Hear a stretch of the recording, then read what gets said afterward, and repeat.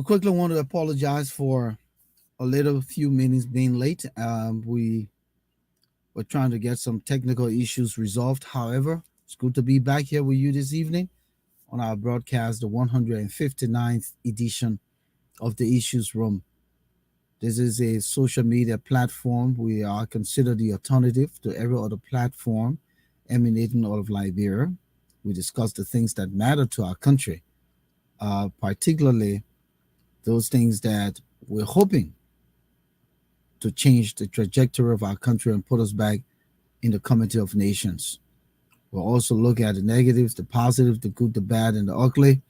We'll look at trending issues in the country. We'll look at the politics, the health, education, just about everything. But not only that, we're restricted to Liberia.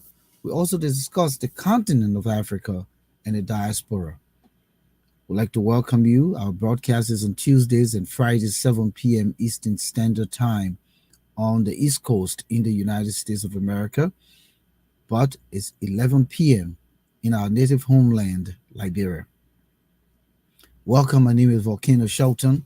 Tonight, our conversation will center around the style of leadership as we proceed toward October 10th, 2023. We're looking for leaders. There are people who are vying to be president in the country. And indeed, we heard that we have about 30 political parties. So you can imagine 30 people plus. I'm sure there will be some independents, and Moses might be talking about something that he heard, and I also heard too. So it's not ordinary finding that leader. So several leadership styles we'll talk about. Who are good leaders? What make a good leader? The virtues, the attributes, and stuff like that. Moses Sandy, welcome to the show. Alphonso Yeno, welcome to the show, gentlemen. A minus Sumo is here tonight. Raymond Clark, Fergie Monu, gentlemen, we say welcome. Please share the word. We've done some intense research to hold this conversation tonight. Of course, don't forget, Memory Lane. We have a good one, rated by Dr. Mane Sumo. And also, what type of country is this? Oh, tonight, it will be juicy. Gentlemen. Definitely going to be juicy. Yeah. And also, Menipele K. Sumo from St. Louis City, Missouri. We say thank you for joining us here. Continue to share the word. Invite others to come here tonight because it's going to be a good conversation. On our flyer, we had George Weah, Joseph Boaka, Alexander Cummings, Tiawan Gonglo, Simeon Freeman, Dr. Telfo Amos, and Dr. Clarence Moniba. We know there are other candidates, but these are the fronters, and we just wanted to bring these guys who are in the front to the discussion tonight, gentlemen. Thank you, Volcano, and good to see you all. Moses, good to see you. Definitely, as you said, this is supposed to be a very fascinating discussion and a very, very relevant discussion in Liberia, given that, Liberians will be going to the polls very soon to select a leader, hopefully a leader, somebody who will help to transform the country from where we currently are. Thank you, Volcano. Thank you, Alfonso. As usual, it's always a great time teaming up with you guys to discuss the contemporary issues that matter most to the welfare of our country and people. So tonight, I'm happy to be here with you guys as we have come to dissect the various style of leadership. But the breaking news I have from my end is that you guys initially introduced it. We have 4 months, 4 days when Liberians were assembled in the numbers to decide whether they want to maintain the current human degradation in the country or effect a change for the good of the country. I'm simply saying that Liberians will go to the poll on the 10th. And if you do the math, it's 4 months, 4 days, Volcano. Time flies. Now, there is something that I'm sure I would like to share with you guys, and maybe we can wrap our heads around that. The Minister of Finance, Samuel Tue, yesterday made a very powerful statement in Monrovia. You know, the Liberian government and the European Union signed uh, 4 financing agreements worth 80 million euros. So you're talking about 88 million United States dollars. And at that signing ceremony, Minister Tue declared not only to Liberians but to the world that any cabinet minister that defaults in submitting financial report on a timely basis, he, Samuel Tue, will withhold the salary of that cabinet minister. He says that Liberia's public financial management law empowers him to do that. And when I heard that and I read about it, the question that came to me, but is Tue telling the people of Liberia that he's more of a cabinet minister than the Minister of Defense, the Minister of Justice, the Minister of Information? I thought all of these people are co-equals. In government, you have the Director General, or having to be the Director General of the Cabinet. This is the person who is the liaison between the office of the President and the Cabinet. And the President is more influential. This is the person who handles down things from the President to the rest of the Cabinet Minister. So for a Cabinet Minister at the Ministry of Finance telling other colleagues that if they don't support, if they don't provide financial reports on a timely basis, he, Samuel Tue, will muster the courage to withhold their salaries. Volcano, Alphonso, do you see good governance from that?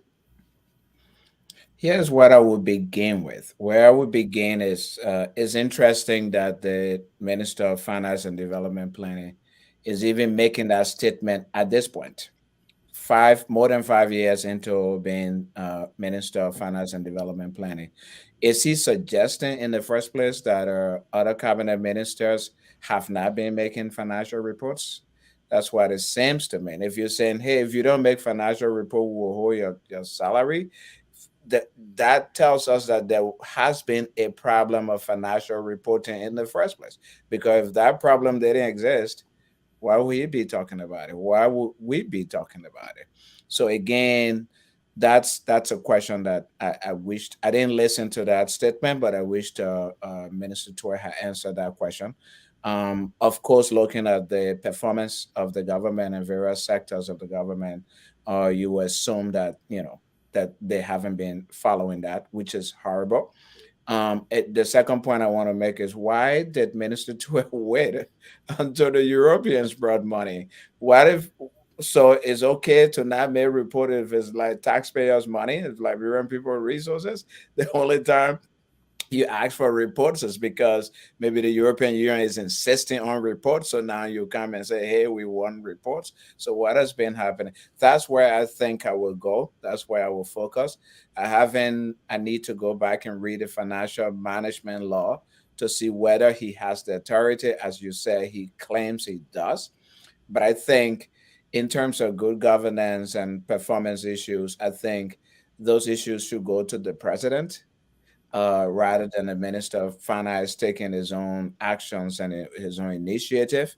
I would think that the presidency should even have something in place where cabinet meetings, the cabinet members meet regularly with the president or a designated. That's why the president has the chief of staff in his office and discuss the programming and these reports. Because the executive has a responsibility to make a report to the legislature in terms of how they've been using the people's resources. So I think the finance minister taking upon himself that authority might not be the right way to go. But then again, As I said, I need to read the financial management law to see if it actually says that. But beyond that, I think those other issues, have they been making report? Have they been managing resources? Is he saying this because the European Union is demanding reports? I think for me, that's where I will focus as the bigger issues relating to that. Well, let me say this. In the first place, let's just say if this was a mandate given to the finance minister, I think he should be the conduit, and the declaration should be made by the president. Yeah. The president should rather make that declaration and then say, hey, the finance minister will not disburse salaries if those reports are not on my desk. What happens here when Moses mentioned the defense minister? Says Zangan, the chief of staff, said, okay, we'll surround your house. Saying you say you're not paying us, the military will sit down here too. Because if you deprive the minister of defense, it means you're depriving the military. Yes. You're depriving the justice minister, you're depriving justice in the country. I mean, and people don't understand the sensitivity in how certain statements come across. But let's do this quick. I've quickly queued it, and I was trying to get it through because Jefferson Koji, and I just wanted to buttress this kind of strategy. Okay, with Jefferson Koji threatening to move on the Minister of Transport, right? And for those of you government officials, tell me what you want to tell me, and you think you can be in our midst and be engaged into double standard. I mean, here that look, they are asking you, people telling you they will pay you from now to January. They will pay all your salary. You want to purchase your way to power? Let us know very clearly.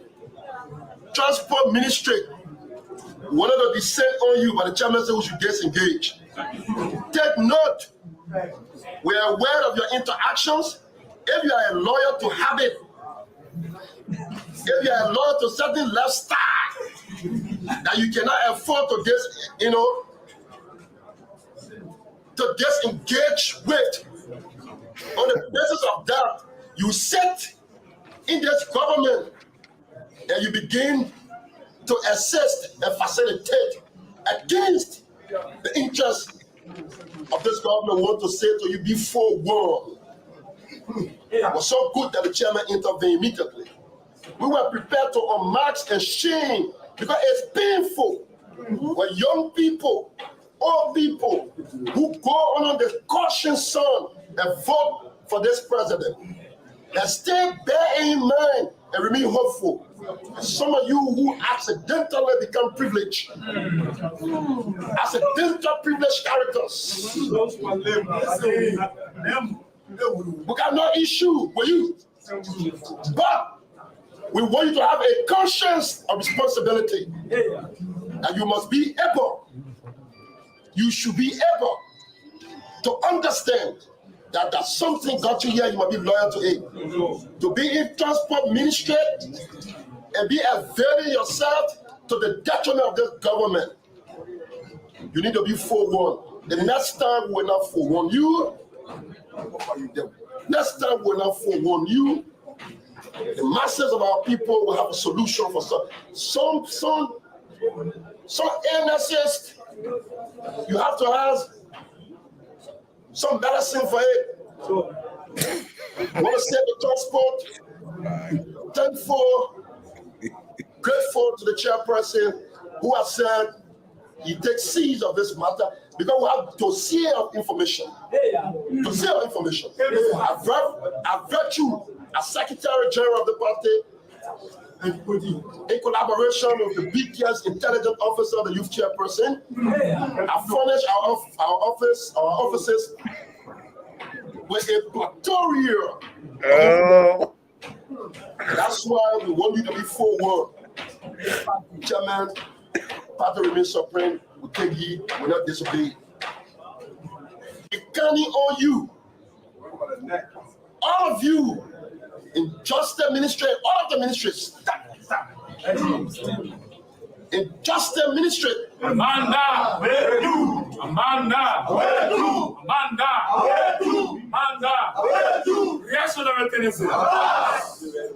This time it's about life and death. Want to be very clear on you. We have responsibility for a cross section of young people in this country who have labored and dedicated their heart and soul to the populous people revolution. We owe them clearly a protection of their effort. And you come and gamble, you must be mistaken.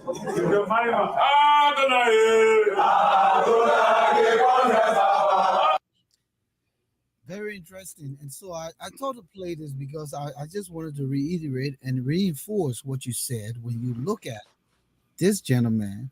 And I like the guy. It's interesting the way he does his stuff with smirks on his face. He's struggling to pronounce words. And makes sense. And interestingly, the crowd around him are the same. You know, they don't even seem to be understanding the long-term ramification and how it's going to impact the country's unity, the country's growth, the country's development. I don't think this young man understands his position, the Lord Mayor of the City Corporation of Monrovia.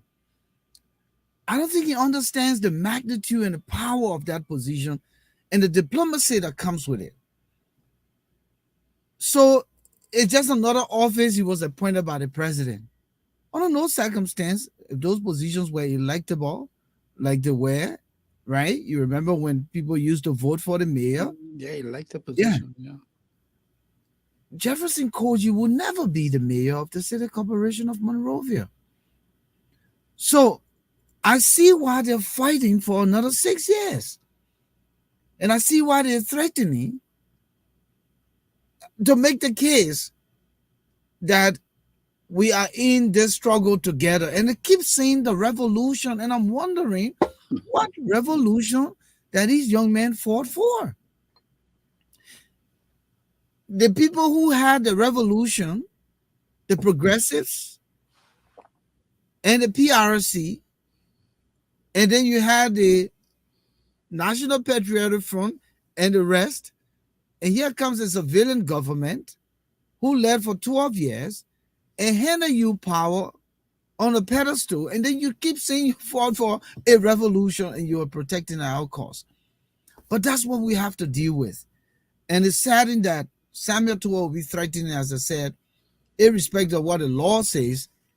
The smartest thing to have done was go through the president, make the declaration, and Samuel Tua will enforce it.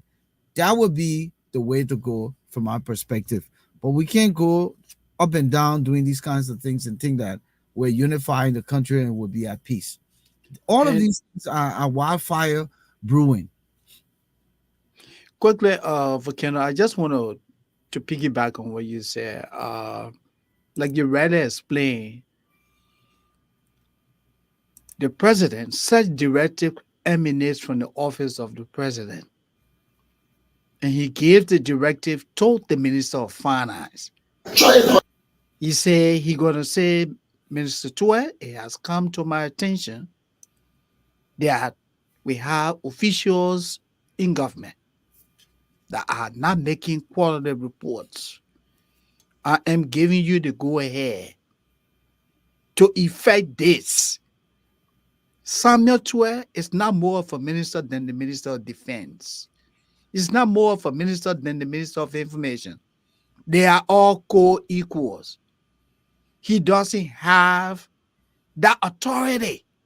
Yes, let's even agree that it is written in text that, he can use the financial management laws to do that. But the authority to enforce that comes from the office of the president. All of these things are happening in Volcano because, and this is where sometimes when we talk about this thing, people say, we'd like to put Mr. Weir down. Because Mr. Weir is not leading, everybody in the government is arrogating power onto him or herself. Look at Jefferson Koji. City mayor, one of the least in the government. He comes out, he threatens a cabinet minister at transport. He threatens the attorney general, the legal advisor to the president. We will come for you. Let's just scrutinize the gibberish that you threw out there. The man doesn't speak English. What does he mean about disengage with? How does he explain that? What does he mean about homage and shame? How does he explain that? He meant unmask, to take Yeah, the you said, okay. Yeah. Yeah. How is he going to unmask and shame? Okay. How does he even talk about what? Accidental privilege. What is he saying? He says what? Some illnesses you have has, some illnesses you have to has. That's what you're saying. I'm listening to this young man. I said, boy, what is he saying? So let me muddy the water a little bit, please. Let me muddy the water a little. Yeah. So let's continue here. Local center water school. You're everything about America. America try it out in on a simple. Oh man. This man is unfit to hold a passport. You have a senator consciously saying, because this man is going after action. No, Senator Duran, you lack the word waiter.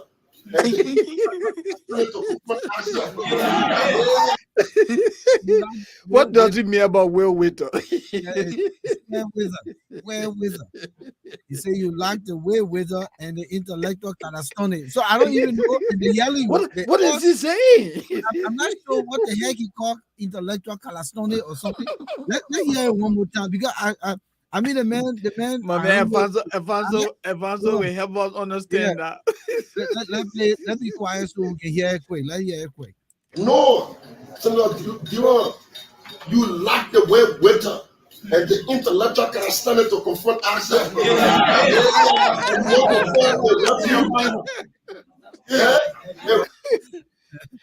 Oh God! And you see, young man, that included. Yeah. The man graduated what? Summa cum laude for LU. Is he the disgrace? Yeah. So this man graduated summa cum. When we were at LU, it's summa cum laude for LU. We didn't pay for our own bobo, my man. No, so it's summa cum. Let's not dwell on this because we got a long stretch tonight. We have a lot. We just wanted to look at the divisiveness and how these guys are carrying themselves, and they're not doing it even in the beginning. They're doing it toward the elections. Yeah. And I know you want us to move on, but I just want to make a really quick point.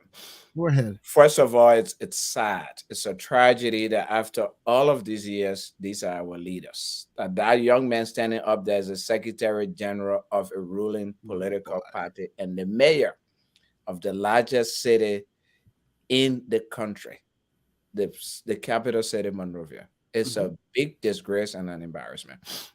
And as we go into discussing the leadership styles and structures, we'll talk about that.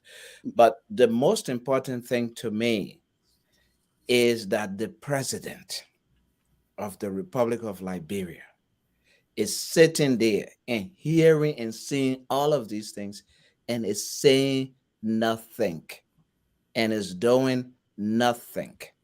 That is the tragedy of our situation. Liberia is going down. It's unfortunate. There's no way there's no past president, no immediate past president I've seen who would not have taken action against this thing. The Samuel Doe, the Charles Taylor, the Ellen Sleeve, they all would have taken action against this. Of course, yeah. So then I think I would just drive right into it as we look at his style, and this style will be transactional.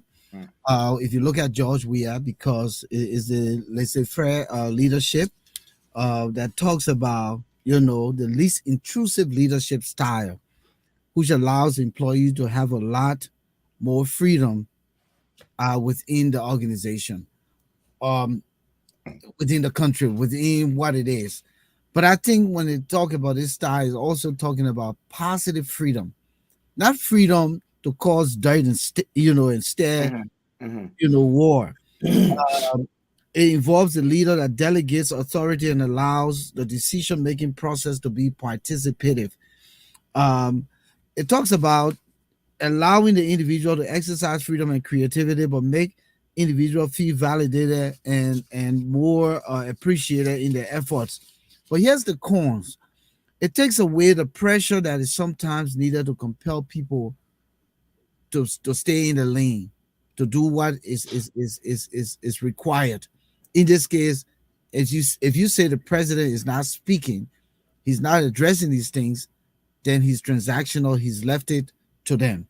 And without a central authority, the chances of chaos will increase. That's what it's talking about. Wait, Well, yeah, Volcano, transactional style leadership has a lot of positivity too. The but core, yeah, it is part of what Yeah. that's the nickname of the French definition here. I mean, of mhm. French pronunciation, the laissez-faire. Less of it, yeah, yeah. But the point I was trying to drive here is that what it focuses or what it preaches is that not micromanaging employees. You put me in a position for every time I have to make a decision, you will have to decide before I move. But you put me in a position because I have the capability, I have the work experience, I have that understanding to make decision and report to you. You dedicate tasks and you give me you say, hey Moses, go ahead and do it in the interest of the company. So that's what the transactional leadership preaches. You give people the freedom Mhm. to move things, but do the right thing, not what a Jefferson Koji, not what Samuel Tue and the other people are doing. But you're just giving people the opportunity that hey, they are adults, they are mature, they have the capability to effect, the kind of changes that you want to see in the organization, even though they are being supervised. But it You know, says here, without yeah, a central authority, Yep. chances of chaos Yes. increase. Yes. The absolutely, central authority should be the president. Yes. yes. Irrespective of that freedom, Yep. there's still check and balance. Go ahead. Yeah, no, Exactly. you're absolutely right. Mhm. Go ahead. And Go an ahead. important element of transactional leadership is the assumption that the people in those positions know what they're doing, that they Yes. are competent, that they are qualified, and they know what they're doing. It also Yeah. means that the leader, the central leader, actually assigns them tasks. So special, and they stay within the bounds, they know what they're doing, and they stay within the bounds of those tasks. And as you said, well, Volcano, when the central leader does not intervene to keep them within that boundary, it leads to chaos. And that's part of what we're seeing here. The unfortunate thing about what's going on in Liberia, especially with the two incidents that we just listened to, and many, many others, is that the people in these positions don't even know their roles. They don't even know what they're Yeah. supposed to be doing. They don't have the competence, they don't have the qualification. So you can't, that type of leadership is bound to cause chaos and to fail because they will go in different lanes that they are not supposed to go in, and they will do things that they're not supposed to be doing. Cross pollinating in Exactly. functionalities. Absolutely. The commissioner won't, the Yep. maritime commissioner want to Yeah. be information minister. Yes. Yes. Yes, go ahead. Mhm. Mhm. Exactly. The second thing I wanted to make real quickly, which doesn't have to, which is apart from the leadership styles, is that the fact that Jefferson Koji, as mayor of the state of Monrovia, is also Secretary General, functioning actively as Secretary General of a political party, is a violation of the law. It's Yeah. a violation of the executive law of Liberia. It's a violation of the, how is it called? The the what's this stuff they're supposed to do? Yeah, Or I'll mention it later. you mean like resign the position? You're supposed to. You Yeah. cannot. Yes, you Yeah. You cannot can be be in that. secretary general at the So same it's time. conflict of Yeah. interest. It Executive. is Yeah. conflict Yeah. of Conflict. interest, Yeah. and it shouldn't be happening. But again, there's the structure is not there. The leadership from the top is not there. So they're running all over the place. The man's telling us they got intelligence on the minister of of transportation. Transport. Can you So imagine that? are they spying on people in government? Then they Of have course they are. dossier.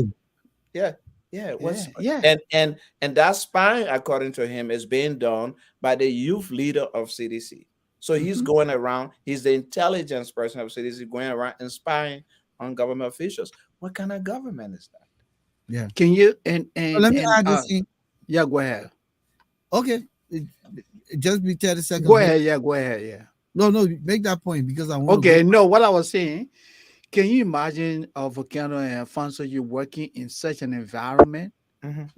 that you go to work every morning thinking that somebody is looking over your shoulder? Yep. So then I it mean, brings us to this. Then it yeah, brings us to this since you asked the question. yeah. Fear-based leadership. Yep. Fear-based leadership. More common than you think. This style of leadership is exercised by many popular leaders today. This involves leaders who are not secure in their position and feel that other people are out there to get them out, right? Mhm. This insecurity makes them to hoard all the powers for themselves and not delegate any of the responsibility to the team. Mhm. Such leaders are also hesitant to take risks and hence rarely see exponential growth within the organization. Yeah. And so Absolutely. you can apply it to Liberia. Yeah. To keep all the power central does inculcates unwavering obedience from follower. And that's what Jefferson Koji is doing here. He Yep. wants unwavering obedience from followers. Okay. Uh, the con here is that it makes people lose trust and faith in the brand of the leader and prevents people from developing creativity and exercising freedom.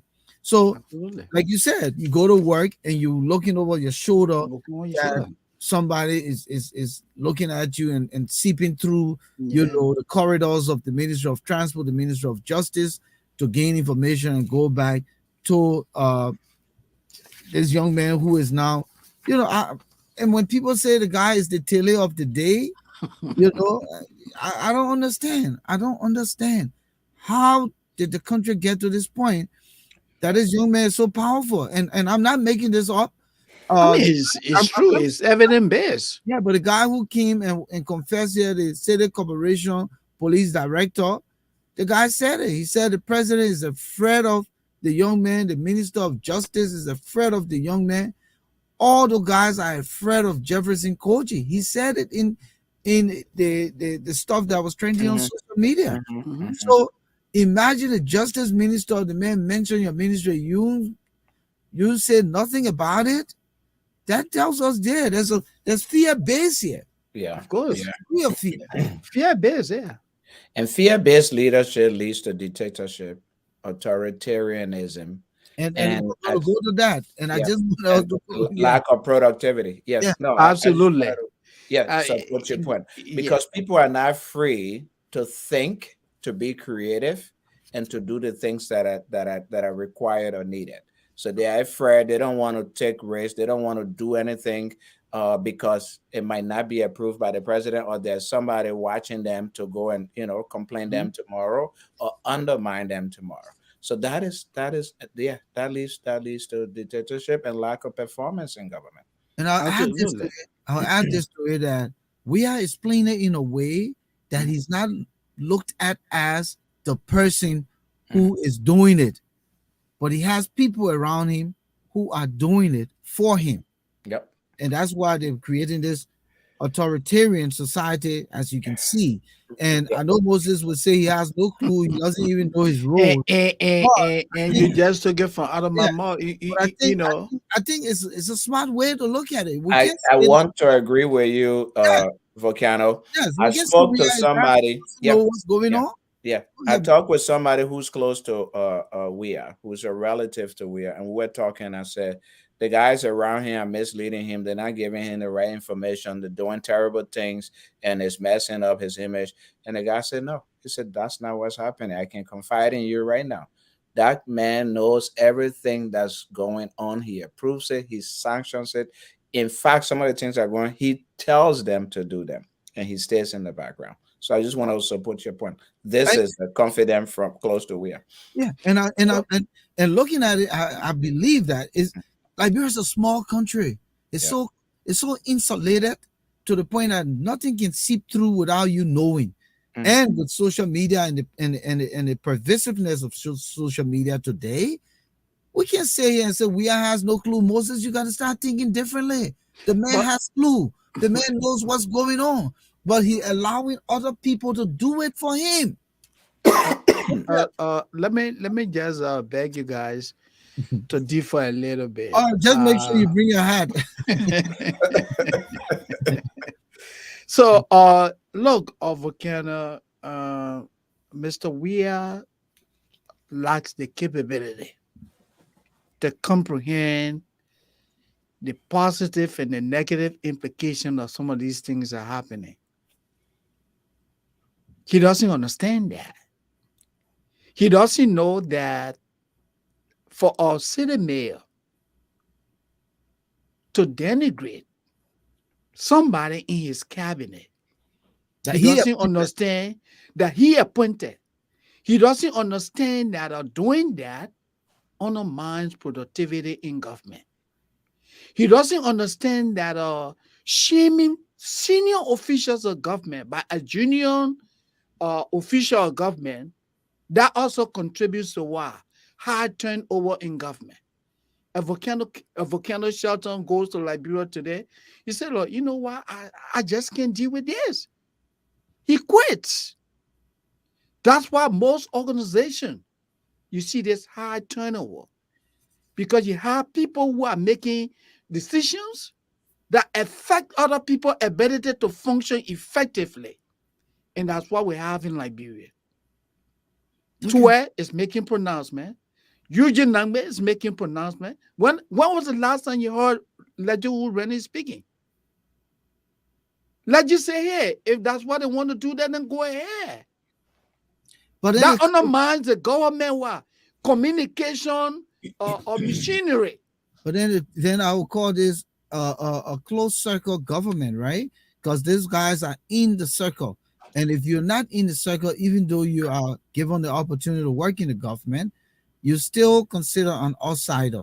So but it then, shouldn't be like that, so then here what it is, there is a leadership style we're talking about here called exclusive leadership. Okay? The name suggests that the leadership involves leaders threatening almost everyone as competition and not feeling secure enough in their role and position. Moreover, these leaders try to hire from a similar group. A similar group. So, for instance, a white male leader, or let's just say a crewman, will hire from the Southeastern. Let me not use a white male leader. No, 90% of the people from Southeast, who has an exclusive leadership style would prefer hiring all the Southeasterners. Yes. So then we can say the pros here for that leadership is kind of fear-based leadership style, and hence it show unwavering obedience. So that is what we see here. All of those Southeasterners who are in the we are government of inclusiveness are obedient to him. People will come for you tonight, my man. The second pros do not have to create specific policies to cater to a diverse group. So the policies that they are enjoying is all conform to their group, right? Yeah. But here's the cons here. It makes the leader unpopular, and they are shunned by the world. As we see, the evidence there. How many international partners are coming? Who other presidents are coming? The country is shunned by the world. This leads to a toxic culture of bullying and harassment towards the diverse group of people. You've seen the harassment. You've seen the bullying. So you see, Volcano, that's just what I was talking about. That's just what I was talking about. The isolation. The negativity evolving out of the administration. Just too many. How do you go to work and that to even leave your office and get a cup of coffee, you're afraid to leave your desk because you think somebody is going to come in your office and put something under your seat? Or shuffle among your paper. Yeah, or shuffle, or grab something and take it straight to the mansion and say, "Oh, chief, and this is what Volcano Shelter is doing." That's not a good work environment. That's Mhm. exclusive leadership. Yeah. Just So just Yeah, insider, taking people yeah, from your tribesmen, your kingsmen. I, yeah, I want to push back a little on Go the ahead. issue of tribe and Southeastern, yeah. because I think that will create a dangerous division. Mm-hmm. I think the people that Mr. We are appointing are not necessarily being appointed because they come from the Southeast. It's because they belong to his group, which is the CDC group of incompetent people that he surrounded himself with that would do the dirty work and do the bidding that he wants them to do. And that's the as Southeasterners that are not being appointed to his position. And the reason is because A, they are not in the CDC, and B, they will not do what he wants them to do. So I just wanted to express that as my view.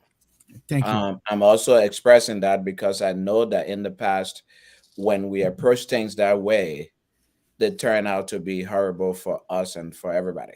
For example, when the Doe people approached whatever situation was going on with Kuangba and other people as Nimba people, Gio people, then they went for all the Nimba and the Gio people. And when they came and said it's the Crown people, then they went for all the Crown people and vice versa. And they went for all the Mandingo people and they went for all the Vi people. So I just wanted to make sure that it's important for us to see what's going on as a CDC dysfunction, instead of as a southeastern or a western or a northern dysfunction. Um, yeah, that's Uh, just my view. yeah. You found to disagree with me. Yeah, Um, Alfonso, yeah, quickly, yeah, if I could mhm, just say something about that. yeah, yeah. In the CDC, Mhm, you have a conglomeration of people from all tribal groups, from all counties. mhm, You have Kipontinians who are part of the CDC. mhm, You have Lofians, people from Maryland, Nimba, and other places. They all make up the CDC. mhm, And what you say, it just brings into question more Mr. Weir's ability to lead. mhm, When he's making those appointments, before those appointments get to the public, I want to assume that his minister of state, who having to be his chief of office staff, will bring the list of the individuals. And you tell me, guys, as a good leader, I will assume he peruses the list. He says, what? Moses Sandy, Volcano Shelton. Oh, but my man, the mayor, where the man coming from? Oh, the mayor, the man from Maryland. The other mayor, oh, the mayor from Lofa. Then he said, oh, but how many person coming from Nimba? No, how many person from Maryland? That 3 person.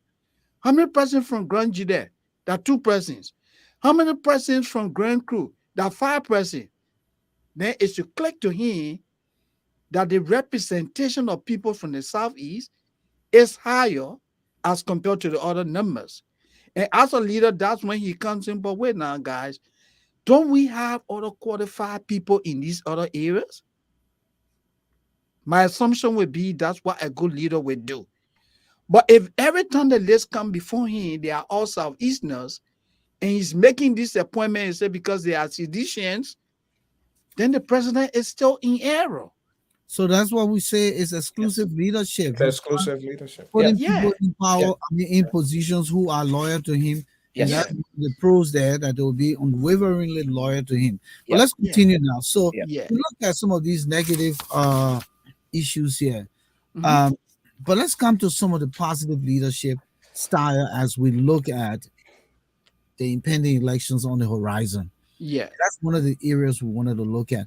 And this show tonight is giving our Liberian voters the opportunity to understand what is to look for in or what are the things to look for in a candidate.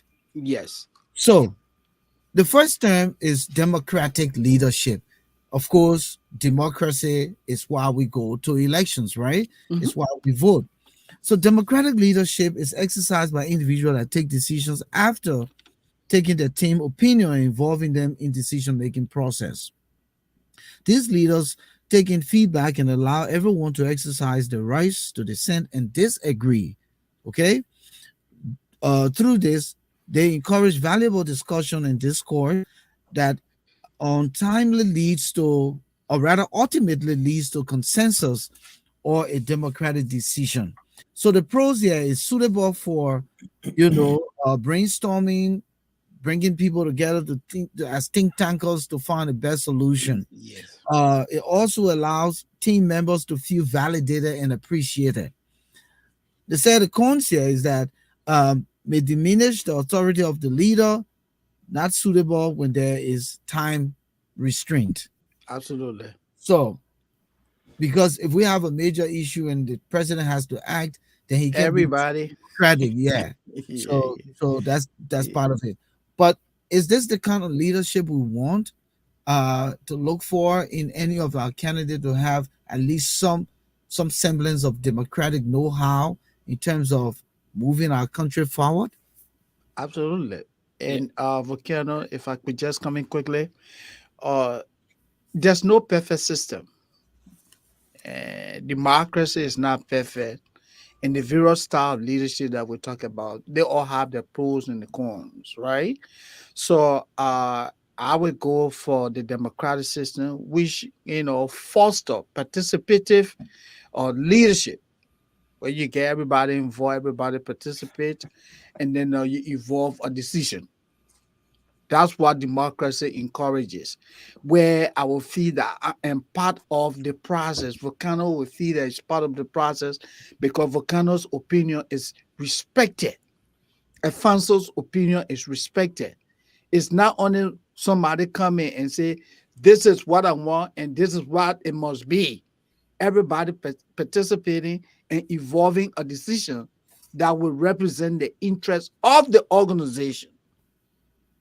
Okay. That's why I think we need to encourage in our country. We want a leadership that will value the input of its citizens in decision making. That's the essence of having what the legislature, because our lawmakers represent us. They take to to to national leadership what our people are thinking.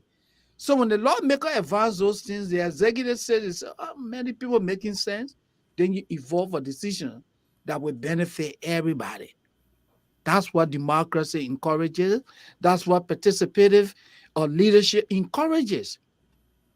Everyone's input. Let's That hear would be from my you. that would So be my contribution.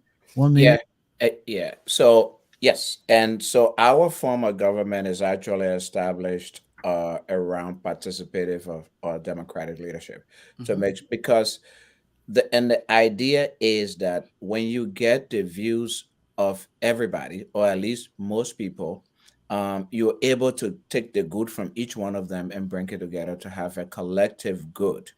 Um, the other thing is that at least people have a sense of belonging and participation in the process. And when people feel they belong, when people feel that their views are at least listened to as important, they have an identity to that institution.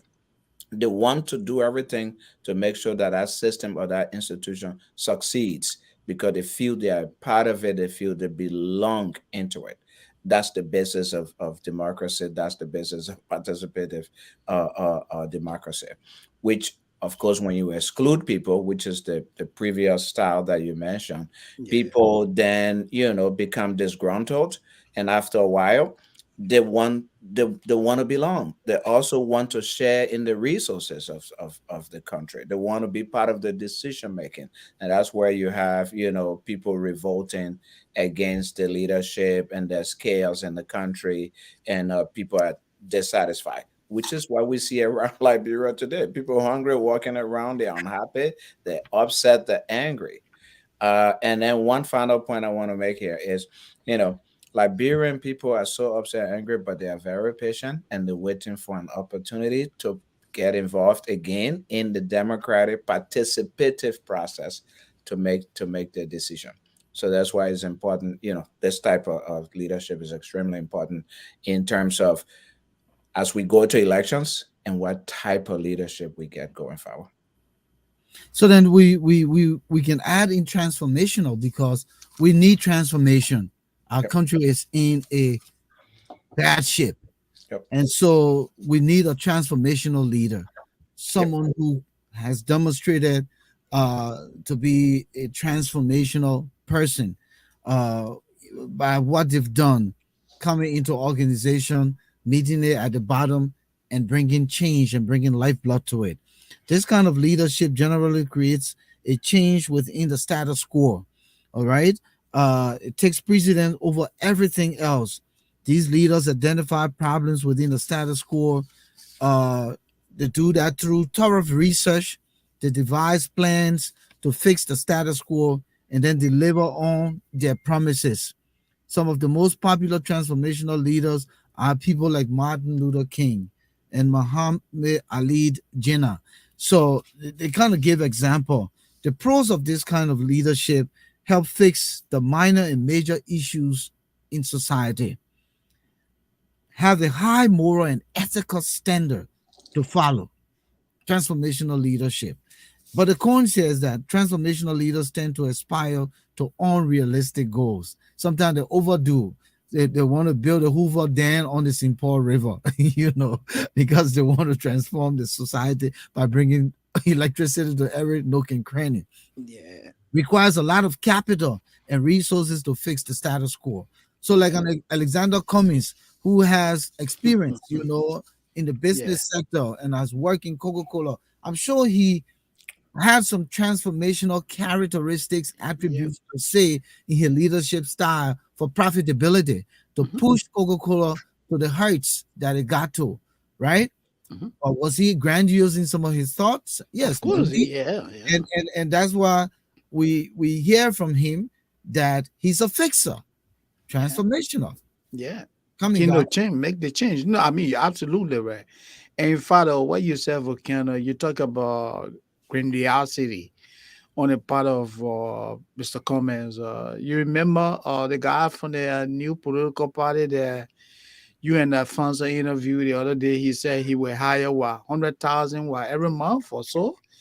So coming into to leadership with a very poor country, the economy, everything in shambles, and you say you're gonna hire 100,000 people per month.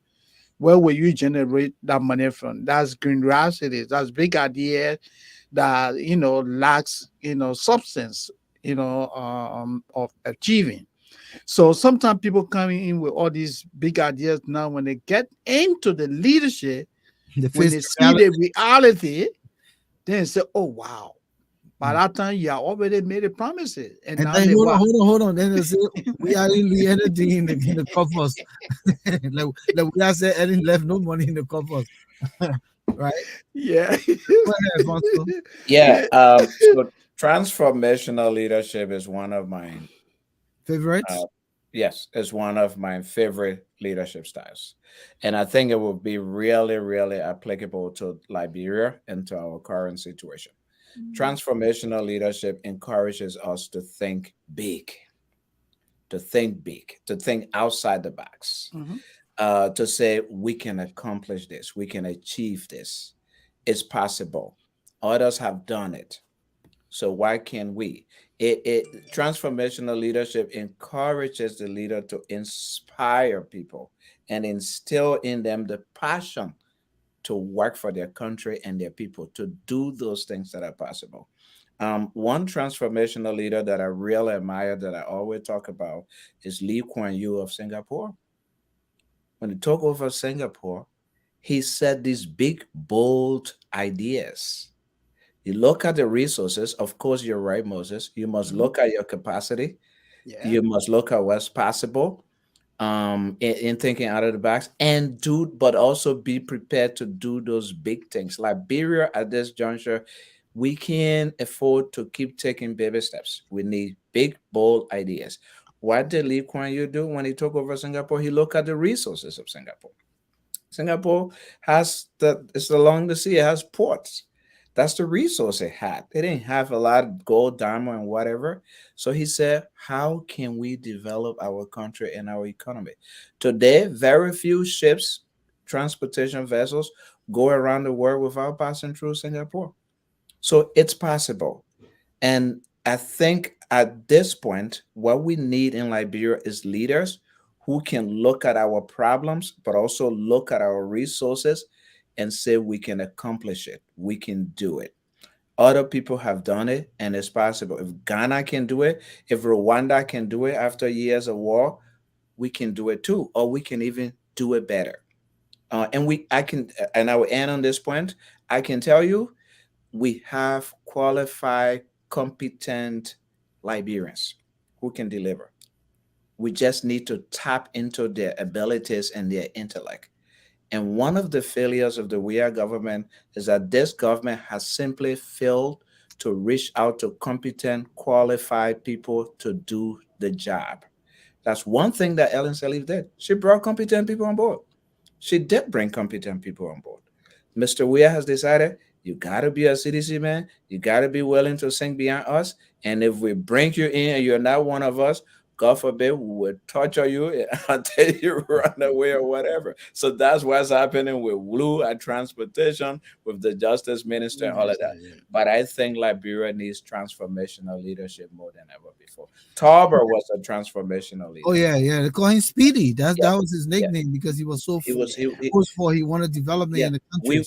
We were moving towards, you saw the markets, you saw the economy, how it was evolving. You saw, high total involvement for higher highs, mat to mattresses.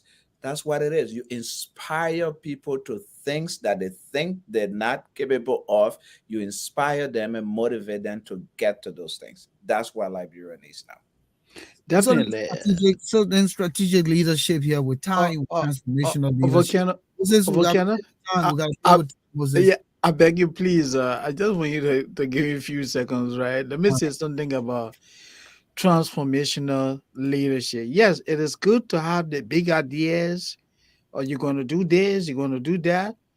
But like I said earlier, it's also good to take a closer look at your budget. Right now in Liberia, we have a semblance of transformational leadership. We have a budget that is almost $800 million. But we can't pay the people. Mr. Tue has this big idea.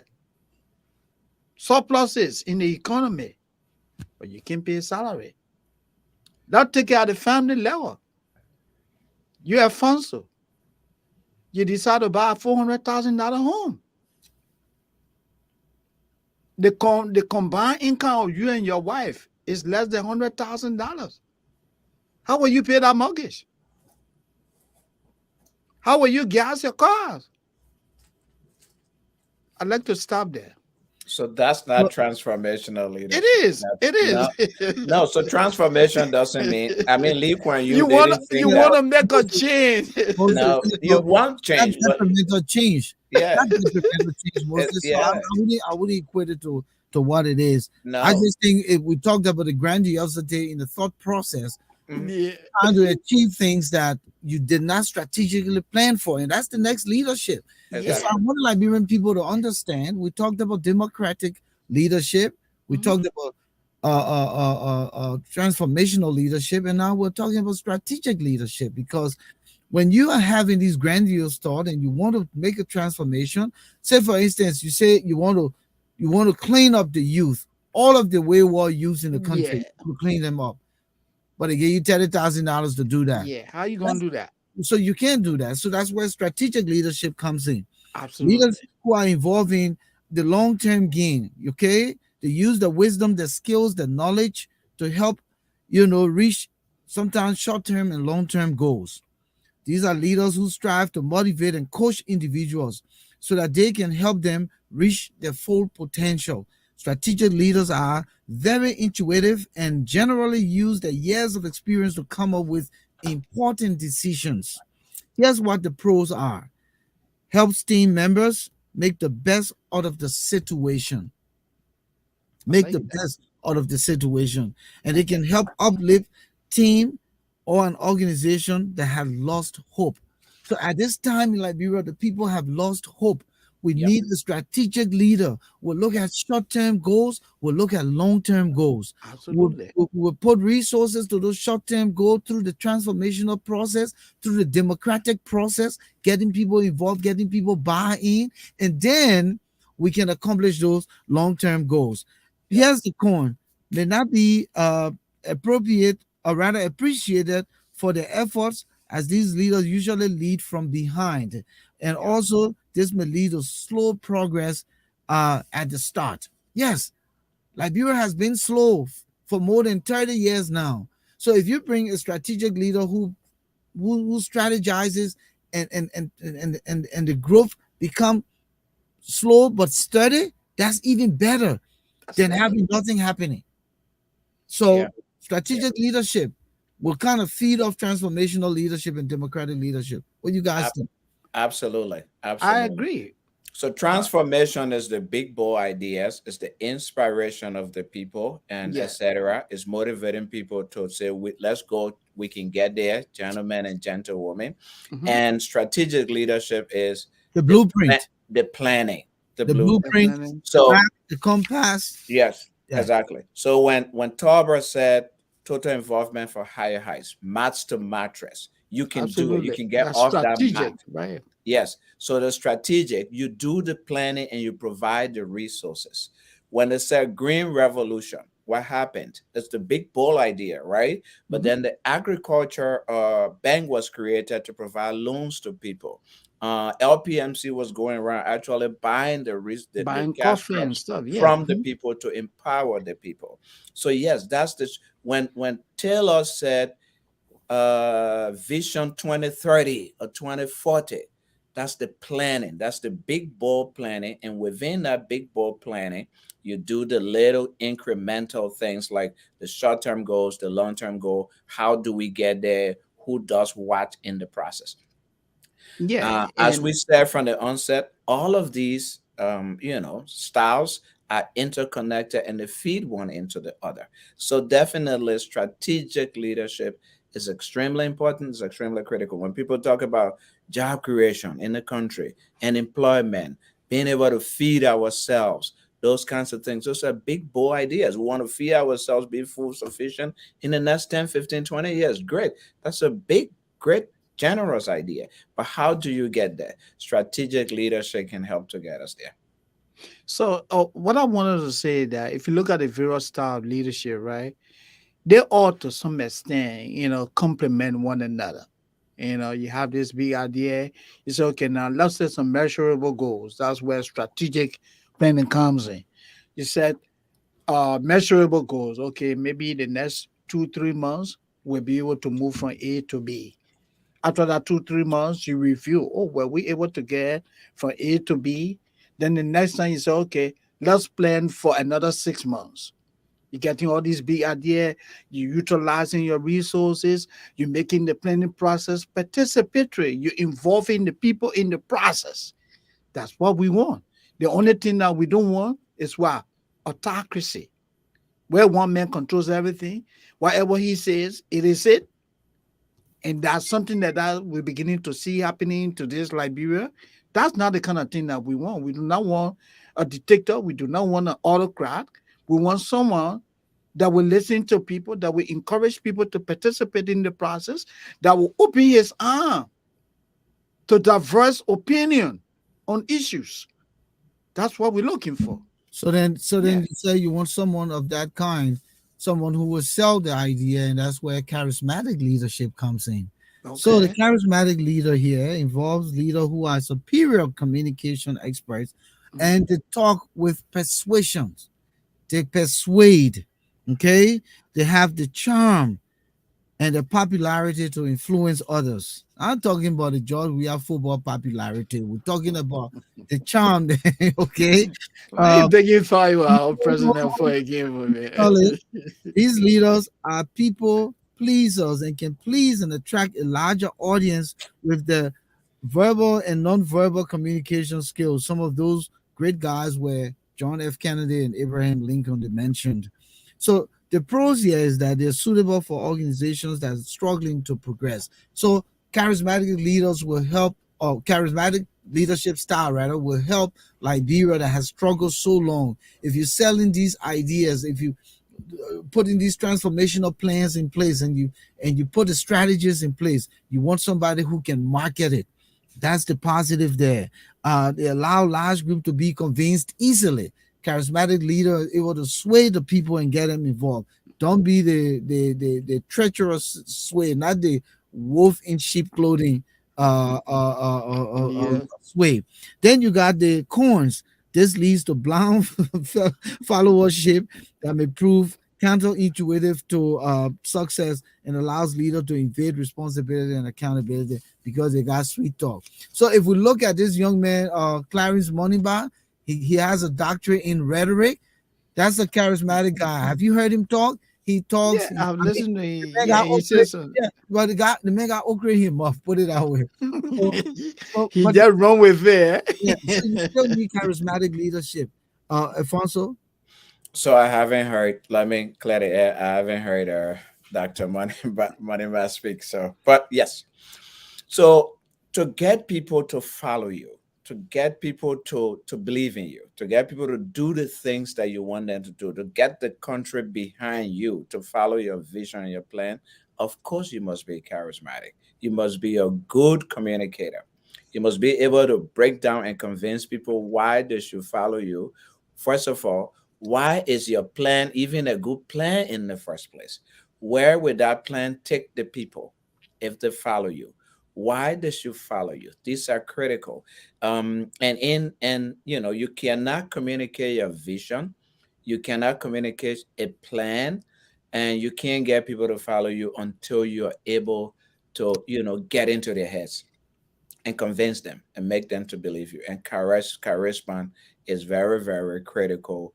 But also, charisma comes with the words you use, your choice of words and how you put them out there.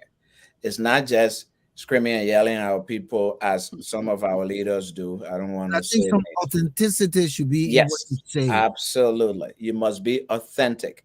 You must give examples. You must say why it's important so people can follow you. So it's charismatic leadership or charismatic qualities are extremely important in every leader, especially where Liberia is today, where people are just over the place and confused and don't even know and don't believe in our politicians and leaders anymore. Charismatic leaders will make us to believe again that we are all one and we can get there.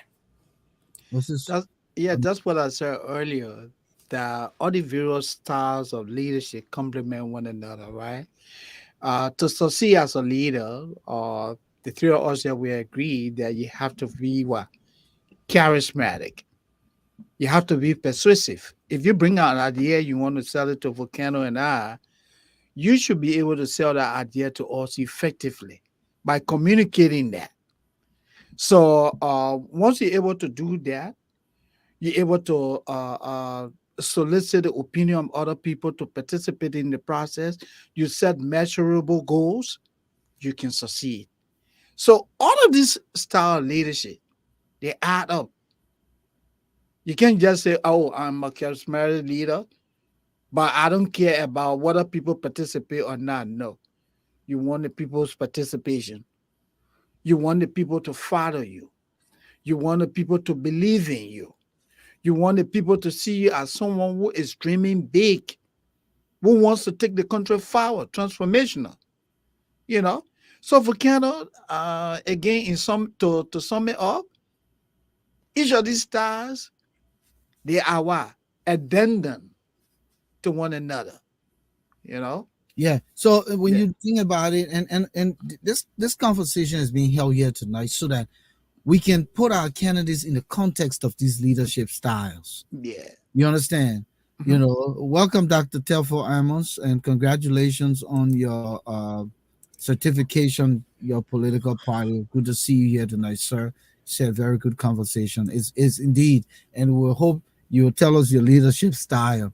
But as I was saying, right, the conversation here is to give our folks the opportunity to begin to see in the leaders now, the candidates, the Joe Boaca, who's continued to talk about 40 years of leadership, Is it charismatic? Is it strategic leadership? Is it transformational leadership? Alexander Cummings, right? So we Mhm. want to start to align these Absolutely. positive leaderships with what we see, because leadership is demonstrative. It's not something that you put, and go sit down or in an office and fold your hand or be behind the scene. We want to see that. So then the final leadership here, which is almost seem to be the least, and when you look at it in the African context, servant leadership in the African context, is going to be difficult. How many African leaders want to be servant? How many African leaders want to put the people first and they are to the back? How many? The president of the day came, he built 49 condominium, he gave man a chance to start building, right? He started his own project, right? So that servant leadership is at least where the leader serves others, right? It Yeah, is embedded selfless. in a deep rooted philosophy where the goal of the leader is to help others and decide for the good of everyone. Such leaders are different from traditional leaders, and the main focus is to help the organization, the company, the country thrive and achieve exponential success for Mhm. everyone involved. Exponential success for everyone involved. It isn't some involved, it's that everyone. So the pros is that it helps uplift the country and uplift minorities within the country. It Mhm. creates a domino effect that inspires other leaders to change. The cons is that a capitalistic world often corrupts leaders who join with a noble cause.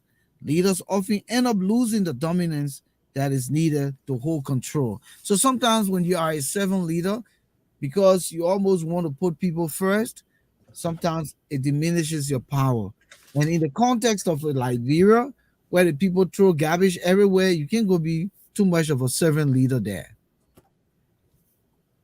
You can't allow, too much of a servant leader in a society that is not, literally equipped. But I'm just giving you an example. Alexander Cummings continued to say that he is Servant a leader. servant leader. He talked about that. Dr. Tefo Amon says here, charismatic and transformational with a willingness to serve and understand what the citizens want. Absolutely. So this is Dr. Tefo Amon's Liberian people.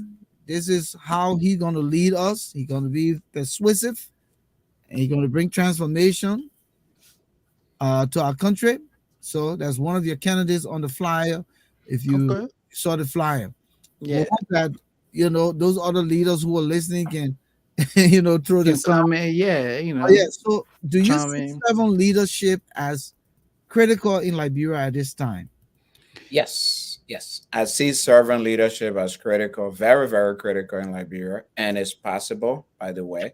Um, Again, the servant leadership, I think at the core of servant leadership is the leader understanding the needs of the people and being willing to address the needs of the people. And as I studied servant leadership in school, but also as I was just refreshing myself here, before the show today, the question that they tell you, the leader, to ask yourself every day is, what are my personal needs? What do I need to live, to survive, to thrive? And once you understand that, then you will also know that the other people around you, your countrymen and women, have similar needs as well. And those needs have to also be met. That's the key of succeeding in servant leadership. Let me serve their needs. Let's work to serve the needs of the people. Let's work to serve the needs of the Zogos who are being consumed by drugs. Do I want to be on drugs? Do I want to see my children on drugs? What's if that is my need, that is the needs of their family members and their communities as well. Do we want people to have food to eat, to be able to, to feed themselves, to send their children to school, to be able to get at least basic medical care? If I understand that, then maybe I shouldn't build 49 condominiums while the people are sleeping in the streets. Let me serve them. Or I shouldn't take $2,000 Yeah. daily to go watch soccer for almost 50 days and Yes. don't even come back and show receipts Yeah. expenses. Yeah. That No, money was not his personal money. that's No. state You money. as Yeah. incidental allowance. We Yeah. should have made Mhm. A report report. Yeah. for Samuel Tour to say other ministers who don't make report. No, no, no. What type of country is this? Not going to be easy tonight. Yeah. Continue. Yeah. But yeah. Yeah. Point that out. So yeah. So the servant leadership, and I'll just take about 5 seconds. So servant leadership is extreme. Now we can't just be talking about servant leadership to say, "Hey, I'm a servant leader. Hey, I'm a servant leader." No, as you said before, leadership is practical. It's behavior. It's the way you behave and carry yourself. Servant leadership also requires certain examples for the people who work with you to follow. So if you go tomorrow and you don't build a 10, 15, 30 condominiums, or you're not driving a $100,000 Mercedes Benz, but you're in a small car that can just move you and you're taking the money and putting it in education, guess what? Your Minister of Information, your Minister of Transport, your Minister of Finance will not do those things because you're leading by example. You're serving the needs of the people. So servant leadership is extremely critical in Liberia, and as our voters need to look at those things. It's very important. So in summary, what you guys are saying or what we are seeing here tonight is anyone who is a servant leader, it means the person is selfless. The person focuses on the good of the Others. organization or on the good of the country that he or she serves. You look in your refrigerator, your kids have food, but the kids down West Point they have nothing to eat, and you pay little or no attention to that. You are not a selfless leader. You came to the presidency, you introduced a mop-up exercise. You took away the country's resources. In less than 6 months, you built for yourself 49 condominiums. You tore down your 9th Street residence. You do not qualify as a selfless leader. You are not a servant leader. It is about you. You do not fall in that category. Like what we saw with Mr. Taylor, when he literally had a vault of the National Bank, at the white, how do you call it? What? White flower? White flower. Yeah, when they had it at the white flower on a daily basis, Kadiatu Dara of Finley, she went, to the various government offices and reportedly took money to white flower. That's not servant leadership. It was about Mr. Taylor. You see, Mr. Sali, you came to the presidency, you sent your son to Nokar. He broke down Nokar. That's not servant leadership. That's not servant leadership. It was about enriching you and your family. So we want people that will come to the presidency and say, hey, we need drugs in the hospital. That when this woman goes to the hospital to deliver, she does not have to be held as a hostage because she cannot afford to pay medical bills. Government should have provision for the indigent. Then when the person goes, the person cannot afford, the government say, hey, we got some funding to cover that. When you do that, that's servant leadership. These are the kind of people that we're looking for. Yep. Isn't that true, gentlemen? It is true. It is true. Servant leadership, as I Yeah. said before, is leading by example, by service. And it Yes. also has a spiritual connotation, right? Mhm. When Jesus went and washed the feet of the people, why was he doing that? He was saying we have to cater to the poor people. We have to. Yeah. I'm doing it. I'm Jesus. I'm God. I'm washing the people's feet here. That should tell you, the leaders who ride in the BB cars, that no, your service should be to the people, the least amongst us. And Yeah. that's why he did that. So, yes, it also has foundation in spiritualism. So we pass around, we preach in churches, we call ourselves Reverend Doctors, but we go and we ignore the livelihood and basic needs of the people. No, not only are we not good leaders, we're also not following the things we say we're preaching in the churches and stuff. And a lot of our presidents, I mean, Mr. and Trouble was Alfonso, a reverend and bishop. Mr. Dr. Weah is a pastor. He runs his own church. So yes, these are fundamental. Sorry, go ahead, Moses. yeah, I just wanted to piggyback on that. And you struck a very salient point, and that is common with most African churches. You have the pastor, the man drives, say, $100,000 SUV. You got these women who are working multiple hours. They come into the church, and he tells you, say, "Oh well, we need to undertake this project. Everybody should pledge $500."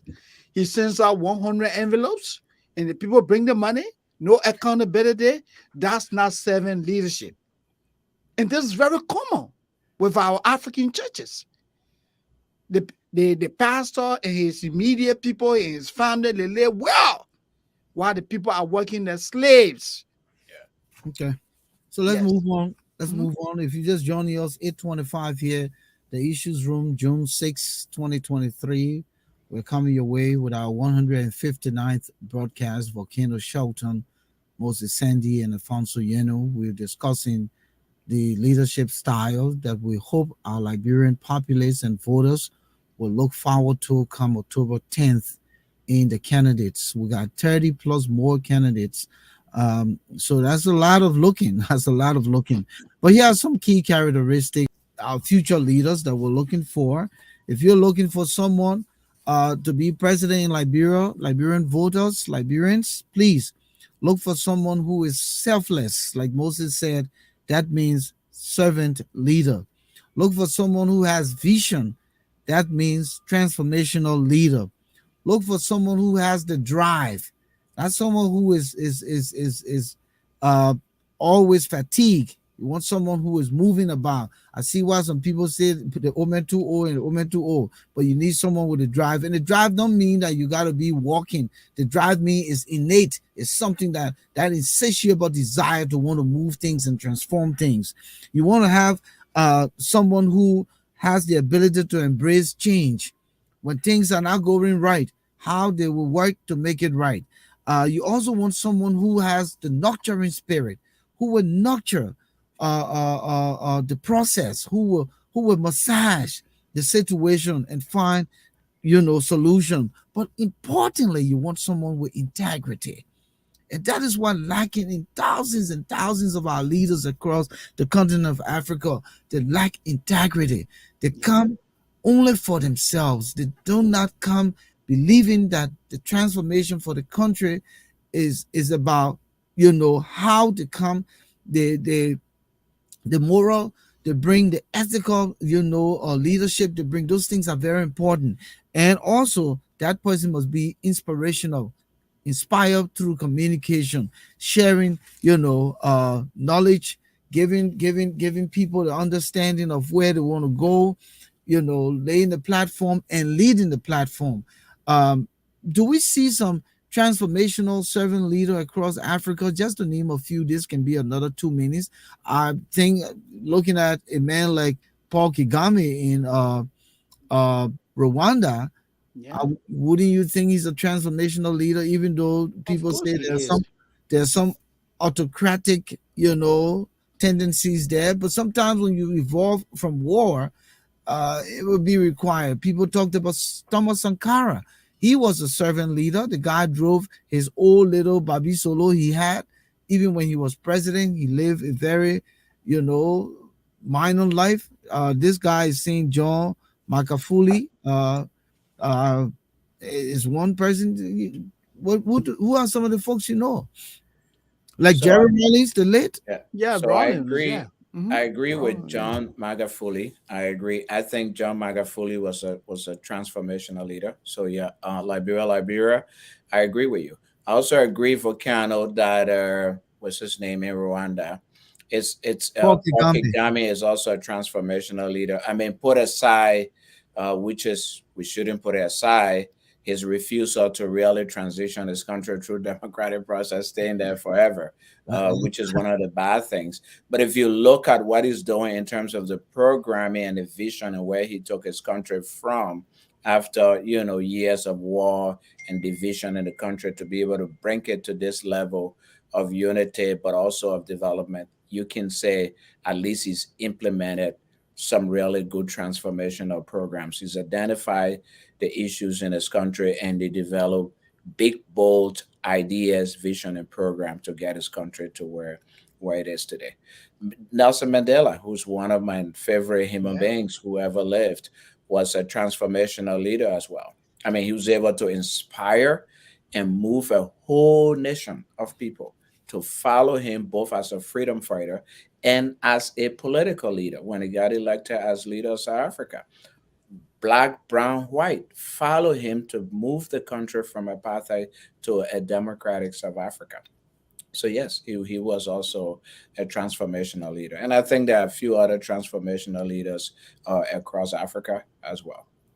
Even in our own country, I know at some point it became a little bit challenging, but I would say the late Roland Aratoba was a transformational leader. He brought significant changes to that country.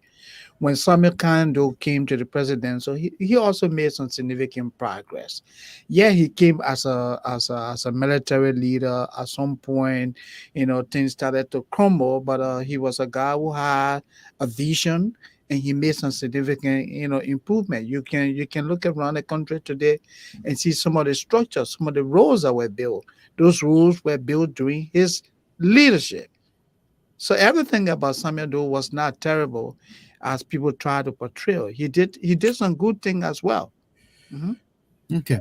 So, gentlemen, we've come to 8:31, and it's time for us to move away from this segment. We've discussed this extensively, and let's hope that Liberians will look forward to finding the right leaders. We talked about these leadership traits, and as they look at the candidates, look at the track records, especially those who've worked in government, those who've worked in the private sector, let them make the right choice. It's time for memory lane here tonight. A minus Sumo has written one, and it says, "As we go to vote 2023, as we go to vote 2023." Written by Dr. A minus Sumo. Liberia has come a long way to achieving peace and democracy. Lots of sacrifices were made. But what have we learned? We still indulge in recycled politics. Y'all remember when on September 27th, 1847, a constitutional referendum was held in Liberia? Let's go to memory lane. By then, in 1847, about 176 years ago, the new Constitution of Liberia created a president with executive powers and a bicameral legislature. But you remember how that new Constitution of Liberia restricted voting rights to only the settlers who had become landowners? Yes, to vote then in Liberia, you must be a settler or a Congo man and be a landowner to be qualified to vote. No woman was eligible to vote. No native woman or man were allowed to vote. Yo, listen small now. Let me run my mouth small. This kind of ugly voting law was approved by 79% of the voters, the new landowners. There were only 272 people who voted in the Republic of Liberia for the new law. The voting took place in Monrovia, Millsburg, Bassa Cove, and Bexley, and they voted 100% in support of the constitutional law. The Gola people were excommunicated and barred from participating in the process, while Sano and Edina voted 100% against it. Edina opponents of the Constitution prevented the polling station from opening, and a fist fight broke out between one Mr. Amos Herning and Mr. Infren Titler, both members of the Liberian Declaration Independence signatory, or rather the Liberian Declaration of Independence. They were signatories. The fight was centered on the idea of deception by some members of the Basel Cove voting in favor of the new law. Howbeit, at the end of the vote, a reception ball was held with lots of food served, including the signature smoked fish gravy. Guess who attended the occasion, including elites from Basel Cove, were given the gift of smoked fish.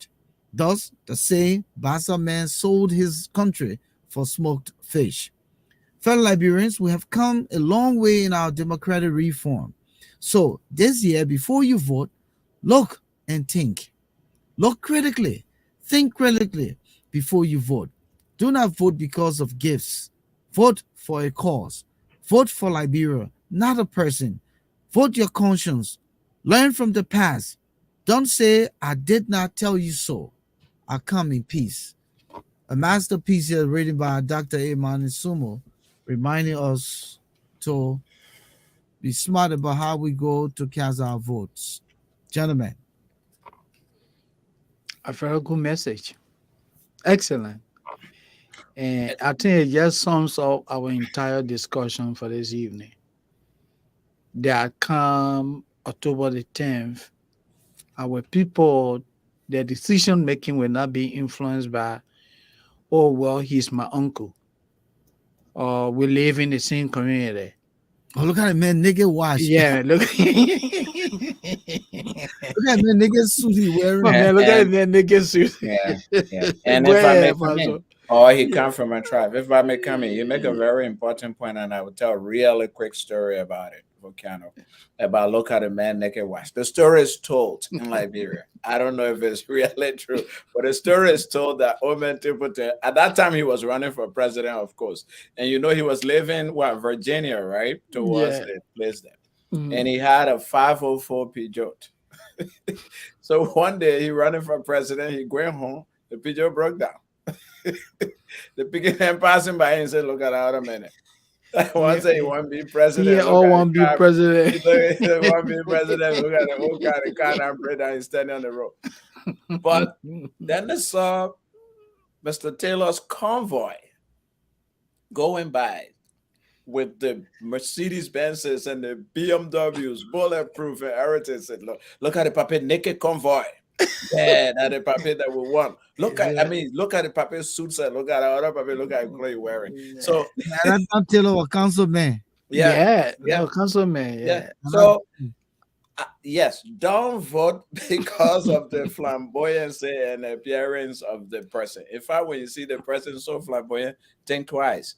Because when they get there, they need to maintain that lifestyle. And they'll be taking your money from you to maintain that lifestyle. The other thing too is, do they need all of those modern beast type vehicles in Liberia when people don't have food to eat? So that's an important point I just wanted to make.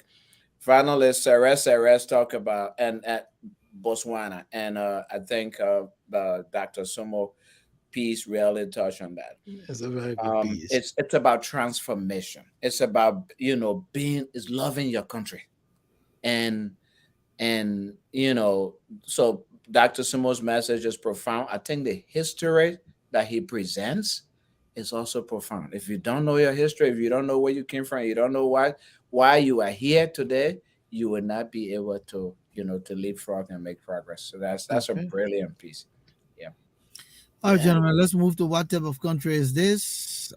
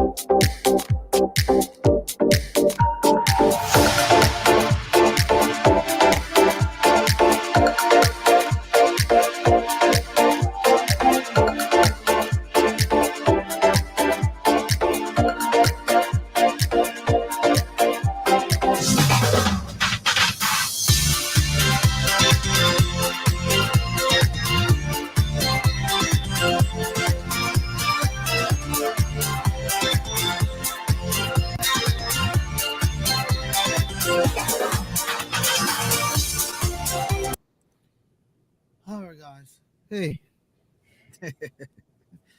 what type of country is this? That since 1847 we still don't know who we want to vote for. What type of country is this? What the what Since type of country is this? 1847 we don't even know who we want to vote for. We've been making the same mistake since 1847. Same mistake. Same mistake. What type of country is this? The city mayor is threatening the justice minister, and the justice minister, not the president, saying nothing. Nothing. What type of What country type of country is this? is sliding into chaos, and nobody seems to be concerned? But what type of country is this? They said the mayor making it own worse. Wait, Wait, huh?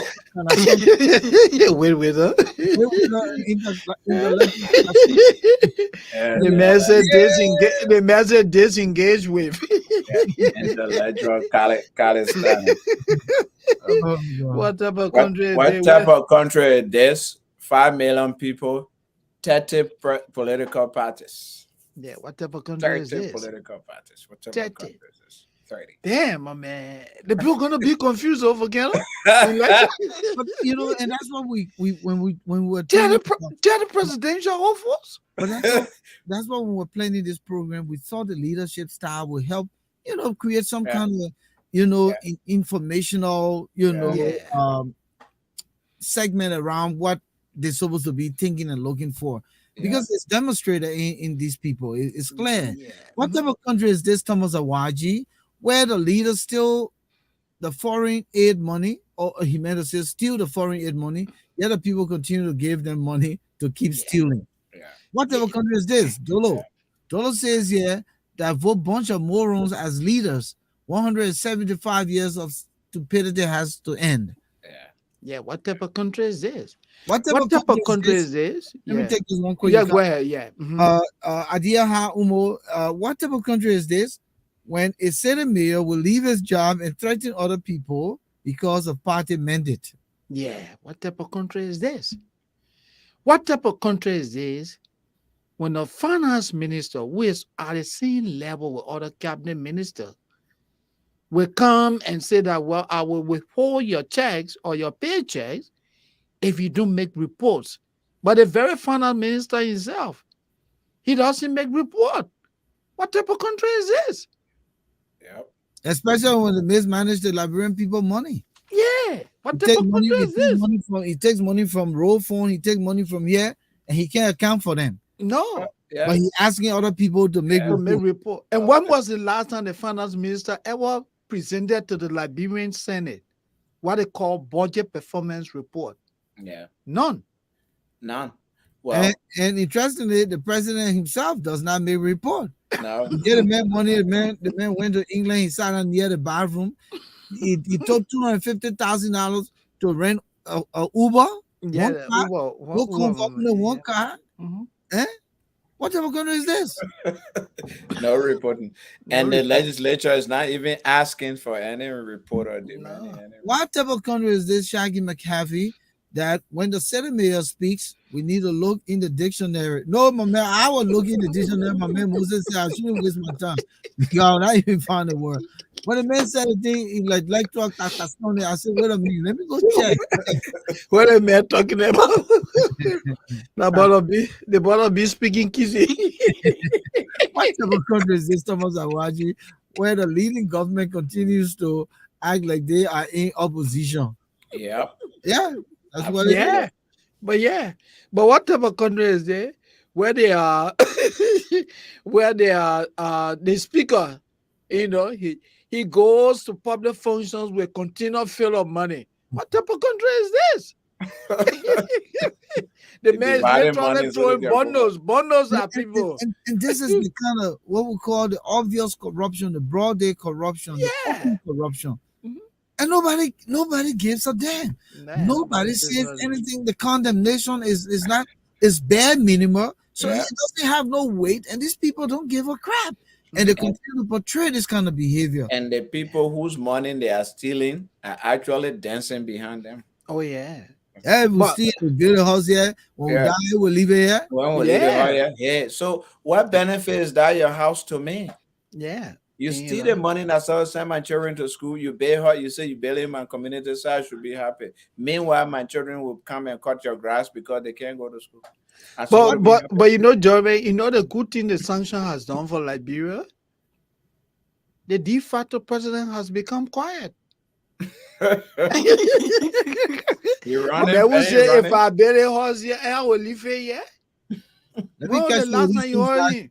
These things are piling up. What type of country is this that the road fund money is for the elite? Everybody owe the road fund account except the poor people. Exactly. What type of What country type of is this? country is this? Liberia, when the president is a greedy hunter. Anyway, man can talk all.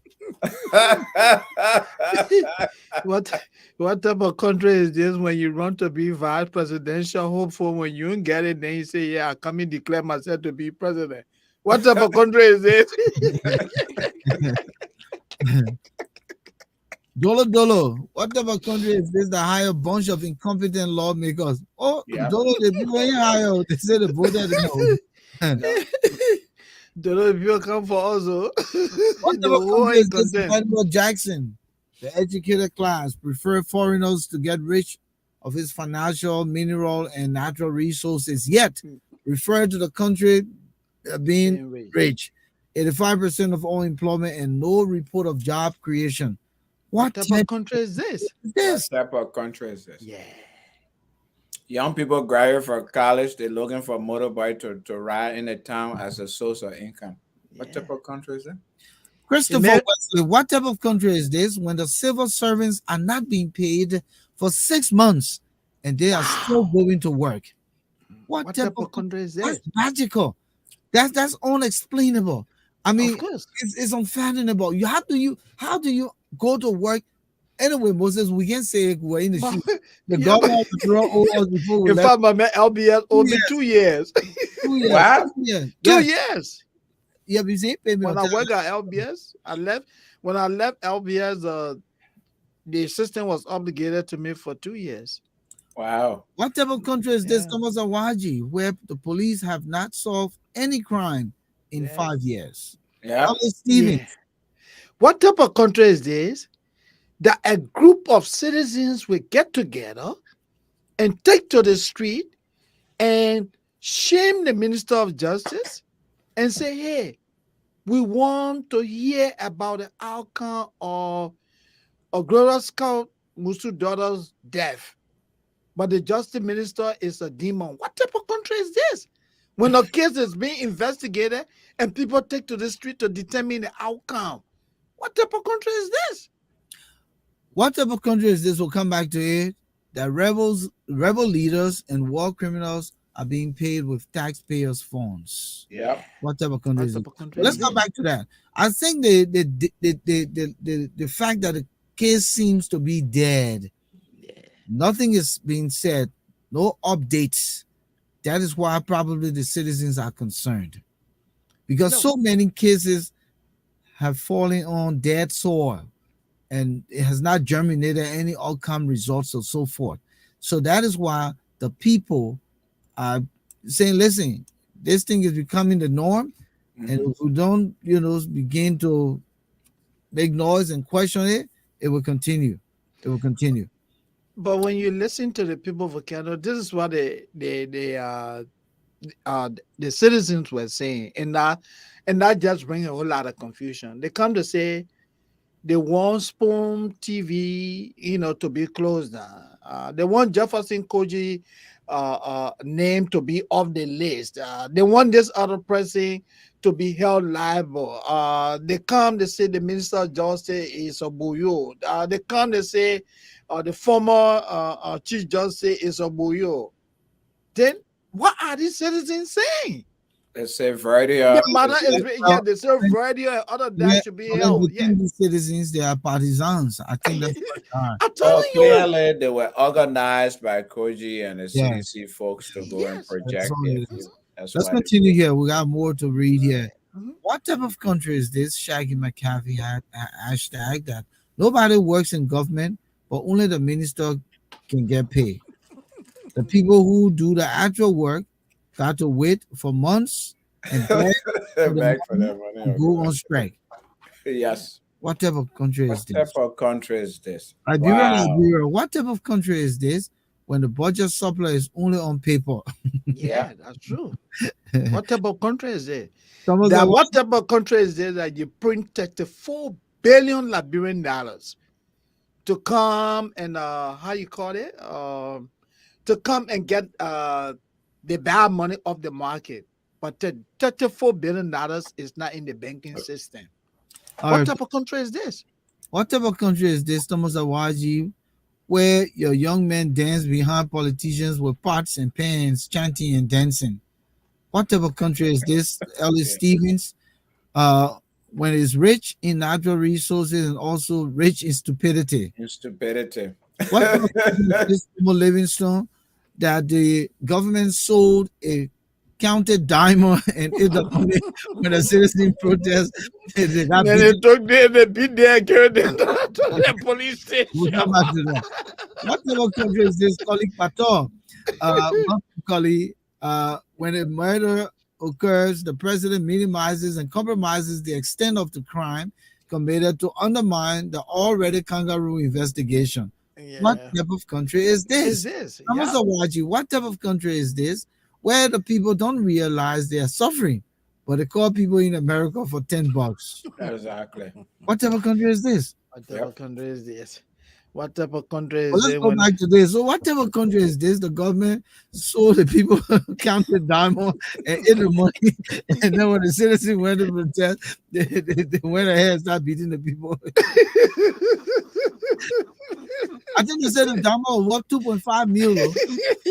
And the people from Burma, they went the stage of protest in front of the president's house. The president, he sent for the director of police. He said, "You come and move these people." Moses people, they beat them. They said, "Come on, young man, they pick up." For people own diamond. They started assaulting the people for their own down. The people said, "No, we just came to tell the president." He said, "Let's go." Y'all move from here, man. What kind of What type of country is this? Rainbow Flag. So who's Dr. Telford Amon's running mate? Is he contacting him behind the scene? Well, Dr. Amos is here. He can. Dr. Amos is so Dr. Amos can easily answer that question. What type of country is this, Ellis Stevens? The residents dress up nicely and walk through the trash and garbage.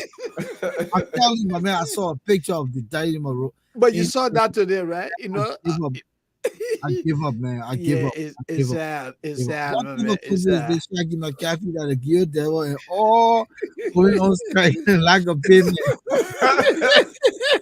Why? Give devil on sorry. Oh, but man, what you talking about? You call the people to perform? No. Some of them devil in the on side of the ministry and taking out that. Oh, Oh, really? yeah, you're right. Yeah, The because they're chiefs part are of the cultural wing. Yeah. Yeah. If the chiefs are on salary, the clans chief and the town chief and all the people, the country devil, the gear devil, they gotta be They on gotta be salary. on salary too. What are you talking about? Whatever country is this? So wait a minute. We'll come back to whatever country people. Yeah. If people phone at Damo, hi guys, Yeah. they come in here to eat the money. They said the Dama disappear. No, it said there are two groups that said that the diamond belonged to them. Yeah, so they're fighting for it. But So they said they the were Dama fighting, so disappear. they had to go to Lance and Mines to judge the case. So Lance and Mines judged the case and gave the diamond to the other people. And I was saying, so the other people ain't got justice. They said, let's go to the president. Yeah. Also go carry a complaint when they went. They were in front of the hall, you know. But people want their Dama. But people want their Dama. Joe, we are just took the food. He said, "Lord." He said, "Sudu." If you know what I know, when I open that gate, I see anybody there, your job going out. Why are you sitting down over there people making noise in front of my house? Making noise. I can't sleep. Should have said all the roofless our ERU boys. They were throwing those guys in the pickup that when you throw him back already.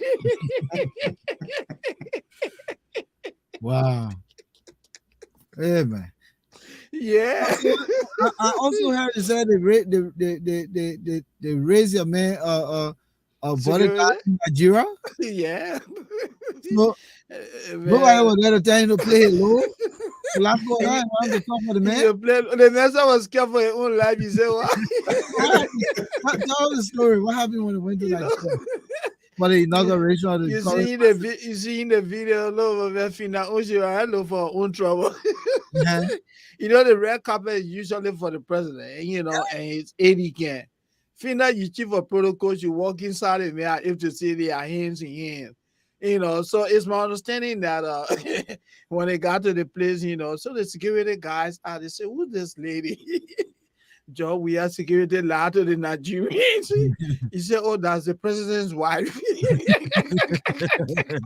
That kind of guy allowed her to walk on the red carpet with the president. Oh, because she was with it.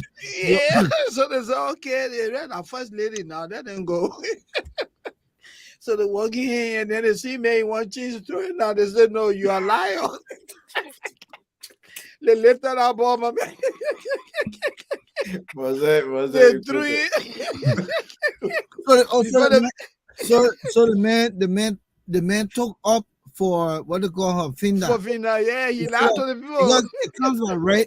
I mean, I think a big occasion it comes with red. Only we are supposed to walk on a red carpet. On that red carpet, yeah, you know, but a woman. And a silhouette of a security force, they will be in moderate distance. Yes. Crowd And just there. allow him to go because that's what it's meant for, you know. Because that place is But- already secured. Mm-hmm. Nobody going down there for we are. That place is already secure her terrain, my man. You know, so if we not go there, then the guy lied. yeah, they say, sorry. They say, yeah. He said, who's that lady? He said, oh, that's the president's wife now. He said, oh, is that It's clear? okay, let them go. No, hold on. Oga, is that clear? We are. He said, yes. Yeah. Then, whilst you are going on, hold on. Yeah, they want your story. Oh, now you just let's go. Hello, Tina. Then the Nigerian security guy said, "Oh, you just said that was Claire. We are." What his story now? They left there. I could ask us for the whole thing. He called rescue brother. Rescue brother. Who thought of you? So they turn around to the security guard now. They say, "Oh, sorry, okay." After you see this lady is be the president's wife now, he want to flip. You say, "No, you are a liar." They raise your man. They raise the man. You're not back on rest, man. They raise the man upside down.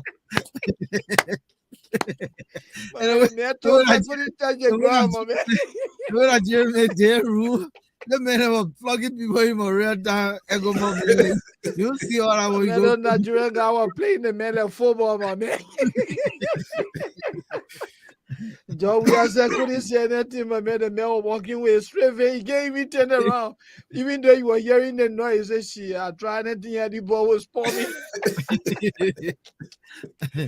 Oh man, what? He said, Mr. President, I'm dying. He said, man, that you trouble you look for, you deal with it. But Fina can get a president chance to enjoy his own moment. I mean, the man and his wife together, she right behind her doing a photo bomb. The man is come to the workout, she joined the picture. What? Yeah, the man is even when the man is working with the vice president, Fina will still be forcing herself. But So that means this president, all of his historical pictures. Yeah, Fina in there, yeah. We have Fina in the pictures. Yeah. So they won't even be able to do a documentary for this man. Without Fina being Of there. Fina inside. So that be President We are and Fina Bondo. Yeah. And guess what? That day she was wearing African slippers, oh. Oh. Yeah, she wore African slippers with black suit. I mean, not black suit, but black African outfit, you know, with beads all around her feet, and you know. So the Nigerian guy, and they say, oh God, who's this lady? He said, oh, he be the president's wife. They said, okay, let them go. Then America Glasgow will call again. Glasgow will call again. Fina! rescue mother. And Oga said, I thought you said Josiah's my idea. So, oh no, I made mistake. He said, you be liar. what is it? You be liar. You be lying. You'll be like, He said, oh God, no. Oh God, you be liar. Raise your man. The old man, they get it, man. Tell it to man. You believe it. They raise it, man. Man told I couldn't touch the ground, man. They were throwing that man like basketball, my man. but they got into room, man. Why would you treat somebody's security like that? Joe, we are sitting. The begin the other show you look for. I ain't even getting myself involved for. Let's go back to whatever country is this, call it Qatar. When extrajudicial killings and rampant corruption are normalized with nothing put in place to combat the crimes. Yeah. What type of country is this? Is this, yeah. What type of country is this? Yeah. Nelepele Sumo. When the leadership will waive $13 million to a company in the government is looking for US $5 million to pay salaries. Yeah, can you imagine that? Yeah. Wow. You waive $10 million, but you can get $5 million to pay your employees. What type of country is this, Claire? We have found out about Brazil and the rescue mother. She told Brazil to sleep on the couch for 2 weeks with his rescue mother. Rescue mother. Rescue mother or happy. What type of country is this? You can't hang light bulbs outside your house. Zogos will remove it. Really? My man, Really? you can't hang light bulb outside, man. Gone. The people use the halogens in the light bulb to smoke. So wait now, Volcano. I mean, you're seeing something here. I said I put all the light bulb around my house in my room. They're gone. I go back, they're gone. Yeah. So all around the house is dark? They will take it, yeah. Wow. What type of country is this? The Nigerian security is fast. They went online and Google Liberian president went and realized in real time that the Liberian EPS was lying. He said, oh God, you be liar. You did lie to us now. Yeah. He said, oh no. You said, no. You be liable. Emmanuel Jackson said, Asiwaju Bola Tinubu did not know that was at his inauguration. Wow. That's sad, though. Of course. That's really sad. Shaggy McCaffrey said, when even goes to the bathroom, rescue mother standing to the bathroom door. That was your more than special aid now. I don't think our president, is totally dependent that when he goes to the restroom, somebody got to stand around to see what's going on so they can go and clean. No, man, don't reduce our president to that level, man. Flomo Livingstone says that it happens to him. It's still the light bulbs. Wow. If the house is not in fence, they'll steal the light bulbs. They'll come out at night and unscrew the light bulbs and take them. So, but now, Volcano, tell me. Some people steal the light bulb because they're petty criminals. Yeah. They go sell it, a light bulb is about. But how much do you get for a light bulb, man, Volcano? I mean, tell me something, Volcano. Help me wrap my head around it. Is that how desperate the situation has become? $250 for a light bulb. Yeah, what kind of light bulb? How many, watts? Yeah. And that is about $1, right? $1 US. Yeah. So more than $1 US. The Lebanese guys, the Indian guys now, they're selling light bulbs for $2.50. Yeah. Or $5. You got $10 bulb. Yeah. So it depends on the quality of bulb too. It will feed. Yeah, if you got high quality one, then increase it a little bit. Yeah, at the rate of 150 or 170 exchange rate, 250 is more than it's about $1.50 or $1.25. You still so listen to Seattle Townsend. They stole my camera. Wow. For CCTV. CCTV. They stole it. Yeah.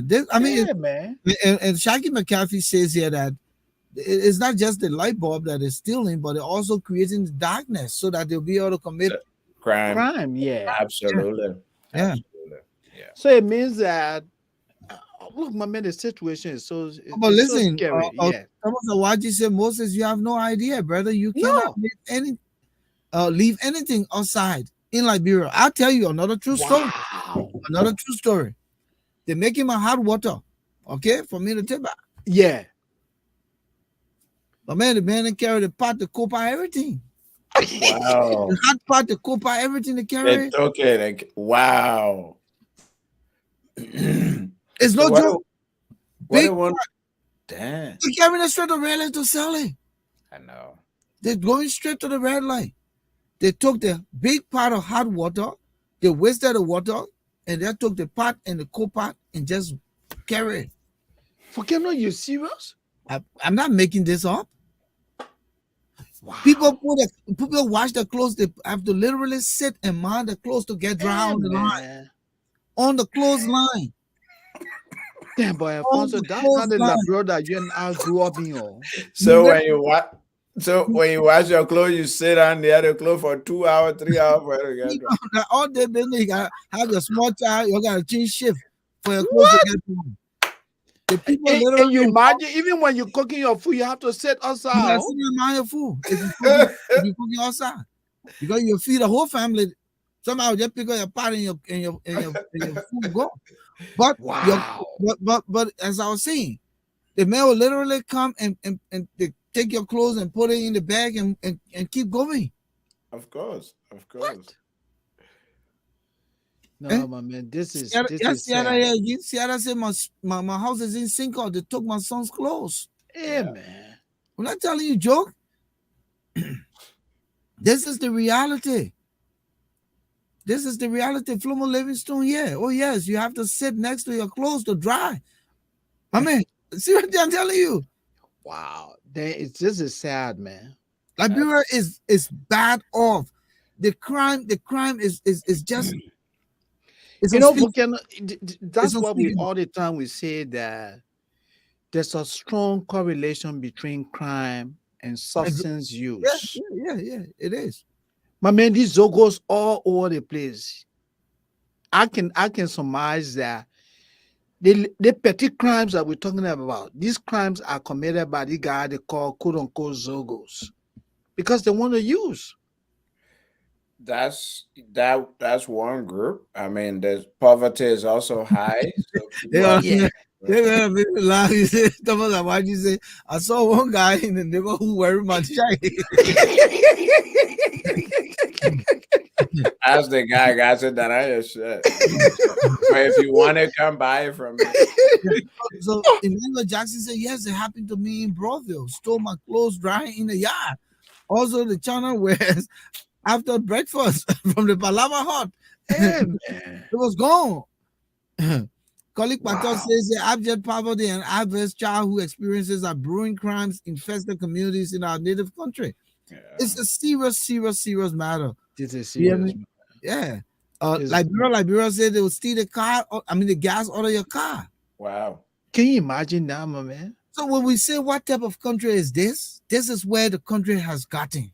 Yep. Damn, but man, All of these things are so far from our upbringing, far from our experience, far from the reality of the things we know, Moses. Volcano, the Liberia you and I grew up in, it's not a Liberia today. When you and I were growing up in Liberia, we didn't hear about this kind of crazy stuff. People left their clothes, people washed their clothes, they left their clothes out. The next morning, the clothes were still there. Oh, Moses, the thing is, you see the glass door that people put on the front door? Yeah. You remember normal town, we have houses with glass doors? Oh, yes. You can never have glass door now. Wow. You can never have a panel door to be your front door. Right now, that metal. You gotta put metal door, yeah. I mean, you gotta have the panel door, and before you put the iron door. And do you know the implication? That's a prison you're building right there. Forget about prison. When fire breaks out, everybody will die. That's why when fire starts, people die. Because you can't even hold a metal door to open it. It's too hot. No. And guess what? I think Volcano can even speak to that. What's the They other said- thing here? I'm coming quick. Yeah. The other thing here Mm. that apparently the guy jumped the fence and there were glass. Yeah, I think maybe she made her fence with glass. Yeah. And they still jumped the fence and there was blood on the glass on the wall. Yeah. Right? Only because he wanted to steal a true religion genes. Yeah. Wow. True religion genes. Wow. It's that bad, Moses. It's that bad. It's really bad. It's really bad. Wow. The crime rate is becoming abysmal. It's unbelievable. And I'm telling you the petty things like light bulb that's supposed to bring, little bit of security. I mean, not damn. Light bulb? The man, I mean, how can you empty my water, my let hot water? What Volcano saying that in the home of the thinking that coming go to back. I said, bring my hot water now. When I said, oh, Uncle V, the water gone. The pot He gone. said, where's the pot? No, they said the water going. He said, oh, you pour some more water there. They said the pots are gone. They said, yeah, other He said, pots are no, you're joking. gone. And then you were also, he said, no, you're No, when joking, they said the water gone, I thought the pot fell, Yeah. Yeah, I said, but what happened to the water? The water wasted, the pot fell. No, the pot gone, the water gone, the pot gone. I said, what? But Volcano, tell me now, man, how do you manage when you're going out of control, man? It's too scary, man. I mean, you just gotta live like the Romans do. So when you drive to a neighborhood, what do you do with your car? When you park your car, what do you do, Volcano? Well, I don't drive easily at night. If I drive, Okay. it's in the day. Okay. And so I usually, most of my rendezvous is when I'm doing project. Okay. So the car is within visual, Okay. it's not like it's isolated. Yeah. And then when I go back to where I stay, it's secured, security, Okay. and all of that. Okay. But overall, like in my enclave, my GSA road enclave, I may know, Alphonso know the area. Yeah. Beyond Joba, the houses are cluttered, I know that Joba area there, man. I know Joba. The people go in the corner and then the jack Between the houses, they can take anything. Oh, really? Yeah. They can take anything. Yeah. Damn. So Shaggy McCaffrey said, stealing your clothes is true. A friend of mine had his expensive clothes go missing while it was drying. Yeah, He saw the man. Zogo then wearing his clothes. And when he asked them how they got the clothes, they told him, you are not the only person on a armpit. Armpit make clothes for. They make plenty. Oh, the men said under armor, but Yeah. Yeah. under armpit. Say, yeah. They make They plenty. make plenty. The The guys gangster got got weak. weak. The guy got weak. The man said, no, Yeah. Yeah. Wow. I Colin mean, this Carter is says in 1998, I could park my car in front of the yard and it was okay. Mhm. But in 2018, I parked my car in my sister gated yard. The thief jumped the fence and carried the battery and radio out of the car. wow. Oh yeah, they're quick to take the battery and the radio. Wow. Go sell it right back to Freeport. Or in Claratown, they sell it to the Nigerian guys. Yeah. Damn, but man, the crime rate is very, very desperate. It's bad. Can you imagine when Volcano you go to a function and you park your vehicle in an area, you just thinking that No. like Like, we do here, you just go, you park your car and walk away. no one will go out like that. Yeah, When boys gather to go out and we go to those yeah, public places like the club. But yeah. there, some of them got low fidelity. The man will tell you, say, Chief, nobody will touch your car or mind your car. When you come back, they found small thing for me. Of course, Yeah, but yeah, don't man. just don't leave valuable in it though. Yeah. Yeah. Got a man that got snake stomach, they can rub their stomach against your glass. And It I will come down. oh yeah, my man, nobody, not Joe. Man, we got a special tutorial from you going in that area. Guys, it's so scary, man. Damn, this is fearful, man. Shaggy McCaffrey, what type of country is this that when they steal from you, they'll come back and sell your own property to you? And what making crime to swell in the country is that the police is underfunded, the prisons are overpopulated. So you take somebody to prison, then they say you have to feed the person. You say, you know what, my people, let's just stay here because I don't get money to feed them, man. Okay, Thomas Awaji said somebody stole one tire from a car. One tire stole. Your own time.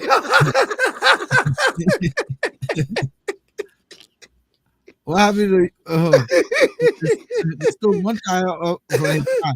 So at Yeah. least they had the donut or the spare to pour. Yeah, to put it on there. Man. Can you imagine, my man, if you ain't get no spare, my man, you struggle. Listen to Emmanuel Jackson went to coconut plantation entertainment spot. When you have to park your car inside near the beach, not on the road. Damn. It's not easy, my man. It's not easy. But So man, all those guys who run the thing here entertainment is, business, yeah, the thing here is, Moses, yeah. so, just before we leave, the young people are idle. Yeah. There's nothing they're doing. They're not even in school, to say the least, because school will occupy your time. School will provide you the thought process to say, you know what, this will pass because if I learn, I'm able to apply myself and sustain and survive. Yeah. But none of those things are happening. No opportunity. And you know, while we joke about it, it hurts the It's fabric really of the painful, man. country. It's painful, man. It hurts. It hurts, my brother. And it's sad. It's sad. It's sad. Raymond Clark says here, what type of country is this? So they have so much power that everybody's scared of them. I tell you, my man. People are afraid of those guys. Oh, Yeah, the Zogos, Flomo Livingston said the Zogo problem is very serious. Very serious. And Ellis Stevens says some of the police are part of the crime gangs. yeah, man. Yeah. Oh, yeah. Yeah. Because those guys, take for example, if they know that you're a drug dealer, the police come, you bribe them. When you're doing your operation, they don't have time. You one of them men. No. Colin This is Patel, serious. what type of country is this when your property is stolen? You have to bribe the police to go and retrieve your item. Yeah, that's what it is. What? But Moses, we gotta go. I want to Yeah, thank we had you. it was a great show. Let's just quickly say that we covered the style of leaderships. We talked about a lot of positives and negatives in some of the leadership style, and I hope that our voters will be reminded to look for a servant leader, a transformational leader, a democratic leader, an inclusive leader, you know, a visionary, one who is charismatic, not in the wolf in sheep clothing style, but one who will propagate the message and be persuasive to get the people to come together to work for the common good of our country. So it's our hope that come 2023, October 10th, which is around the corner, you know, we'll do the right thing. I know the confusion will be around the corner around August, where so many of the candidates will be coming full circle. But at the end of the day, only one president we need. And that president, that candidate must possess those kaleidoscopes of, you know, leadership style and flavor that, you know, can get our country over the hump. We are in a bad spot, Moses. Liberia is in a bad spot. You wouldn't know it until you go to Liberia. Those who are living there have gotten accustomed to and used to, and those who are enjoying have created the foreign capitals in their homes. Like for instance, if you're in Liberia, you want to create America in Liberia, all you need to do, build a high fence, have government money, build a high fence, put generator, 24-hour current, put your water tower, water pump, your air conditioner beating, food in the home, you got your satellite TV. Those are the things that you and I enjoy here in America. Yeah. You got you create your own, create your own America over there. So they don't feel it. And then, you know, when they come here and they're drinking beer in the basement, they say, Oh my man, what you're doing in the play? You're just suffering here. We over there we enjoy. You enjoy at the expense of the Of suffering the people, yeah. You enjoy because nobody's holding you accountable. You can't come in this country and work the 9 to 5. You don't have the discipline, No, you don't. you know, and that's the contrast. So that's why they can brag. But overall, the country is in bad shape, absolute bad shape. It's People sad. are living by the skin of the teeth, and I heard the rate is going high. The Man, is rate, it the thing is 180 now? yeah, it's going up again. And as the rate goes up, commodities prices go up. Commodities that they didn't the substandard. I tell you, I bought a sink last year. I paid $250 for just a single sink for a little small bathroom. Yeah. The sink is rusted, Moses. I thought so to be stainless. Stainless, that's what it is. Quality, you knock it, bang, bang, bang. And the sink is now rusted, all in the sink. Wow. There's no recourse. If I went back and I took that sink to the guy, he'll say, Oh yeah, no warranty, nothing on the car, nothing. Yeah. And this is my customer though. I go to Yeah. him and buy. So I try to You start customerism with him, but it's not going to cut it. So Nah. that's the country we have now, and unfortunately, we really, really need a leader who will transform that country. We're not looking at everything being fixed immediately. I know we have the rescue team, we have the fixer, we have the mopping and the broomer. You know, the I don't know what type of animals coming with. I know they say what Rogue One, Rogue Two. And you heard the people saying here the other day. That we're They not, say they got Rogue One and Rogue Two. Oh. we're not incumbent. Incumbent. My man, are you taking it from my mouth? I just seen that the people say they got Rogue One and Rogue Two. And so But maybe Dr. Amos is not running for president, is he? Maybe the party is not contesting the presidency. Or Oh, is yeah. he? The main party has already registered, right, Volcano? They're Dr. registered, Amos, but I mean, is he a presidential candidate? he is. Oh, Yes. Of course, they make you on the show and declare that. So when are they going to have convention now for a owner of VP Pig? not So yes, everybody. Charlie Stevens says here there are other nations that are faced with similar economic hardship, but they're not living with those kinds of behavior. You know, we have gotten rock bottom. We Yeah, have man, gotten rock it is sad. bottom. It's You know, rock bottom. yeah. You know. But gentlemen, Okay. your 1 minute each. Let's call it a night. Yeah. 1 minute each. Let's go. I think it was a great show. I think it was very great show. I think the discussion on the leaderships was very important. I hope it was enlightening to our viewers and people who will, pick up the show and listen later. It's really important for people to look at those styles and those qualities and then consider the candidates based upon those as they make their decisions go into the elections. Again, this election is do or die, as most elections are, because if we make a mistake in this election, it's going to lead us further down the hole. So I hope people are listening, and I hope people will spread the word to other people concerning voting right. Yeah, thank you guys. Thank you. Yeah, it was indeed a great show. The discussion we held, we hope that our, and let me join Alphonso on that, hope that our many viewers, the potential voters, those who are registered, those who are with the various political parties, will think Liberia first. You do not want to sustain the current human degradation. No. All the things we're talking about, people coming, stealing light bulbs and all those crazy stuff that are happening, all of these things are happening because there's no leadership. I mean, you get to my hot water. Yeah, you come in, Volcano, waiting for a hot water, you come and take the pot and carry it. What would that do for you? Yeah. The man coming from, I mean, this is sad. It's very, no, very the man coming from America, you can buy another pot and another pot. He really want that same pot, you can go to really I and buy mean, the Liberia that Alphonso or Volcano Shelter Moses and he grew up in, we did not experience that, man. We did not live in fear. No, there's too much fear, Volcano. But man, we used to And then we wine can't, in there. yeah, 12 we flying cannot in there. You sustain point, that kind of nobody follow human you. degradation. Nobody is in charge. Yeah. Yeah. You got to think Liberia, man, my people. You got to do something. Nobody is in charge in Liberia. You can't sustain this. This is not doable.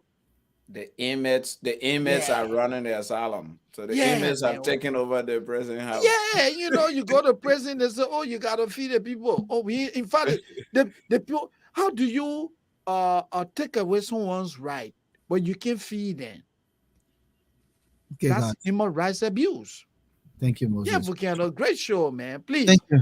Thank you. Yes, Thank you, yeah. gentlemen. I'd like to thank everyone for showing up here tonight. Emmanuel Jackson, it was good seeing you, my brother. Elliot Stevens, man, listen, what's going on with you? It's been a while. You got to come back. Shaggy McCaffrey, thanks for your viewership. We appreciate you being here with us tonight. Flomo Livingstone, Kolik Pator, good to see you, my brother. Raymond Clark, Thomas Awaji, of course. Sierra Townsend, every now and then. Show up again, please. Come back. Would like to see you. Dolo Dolo, Liberia. Good to have you here. Come back again, too. Let me go up the trail here. And Godwin Wiado, you made it in. Thank you, my brother, for coming. It's good to see you. Medipede Sumo. Ram Snutton. Ram Snutton was kind of quiet tonight. I guess Yeah. because Moses was not wearing his um, Ramsey, I'm giving Moses our time tonight. he kind of felt sorry Yeah, they feel sorry for me this time around. Yeah. for Frederick Moyu. Thank you, my brother, for coming. S. Edward Nefor. Adiaha Indojisit Umo. It was good seeing you. Christopher Wesley. Come back again. This is the place to be. Dr. Telford Ammons. We'll be catching up with Telford. He's supposed to be coming in the studio to talk about his certification and his preparation for heading, to 2023. Now, Willie Washington, George Underwood, good to see you. Amy Bachu, Ahmad Freeman, Stim Bonge. It's good having you guys here with us tonight. Mapu Hall, thank you so much for joining us. It's good seeing all of you. We appreciate your viewership, Alexander. Boniface, Emmanuel Hayes, good to see you, my brother. Dr. Manes Sumo, of course. Thank you for the memory lane. We'll look forward to another one on Friday. Again, gentlemen, we'll be catching up. Good night. Let's have a good week. We'll tie in during the course of the day tomorrow. Yep. We put our hand around what we'll be doing on Friday. All right. Thank you, sir. Yeah, Thank thank you. All right. Enjoy, Good my night, man. guys. Okay. Good It was night. a pleasure, Thanks, John, man. viewers. Thank you. Yep. Yeah.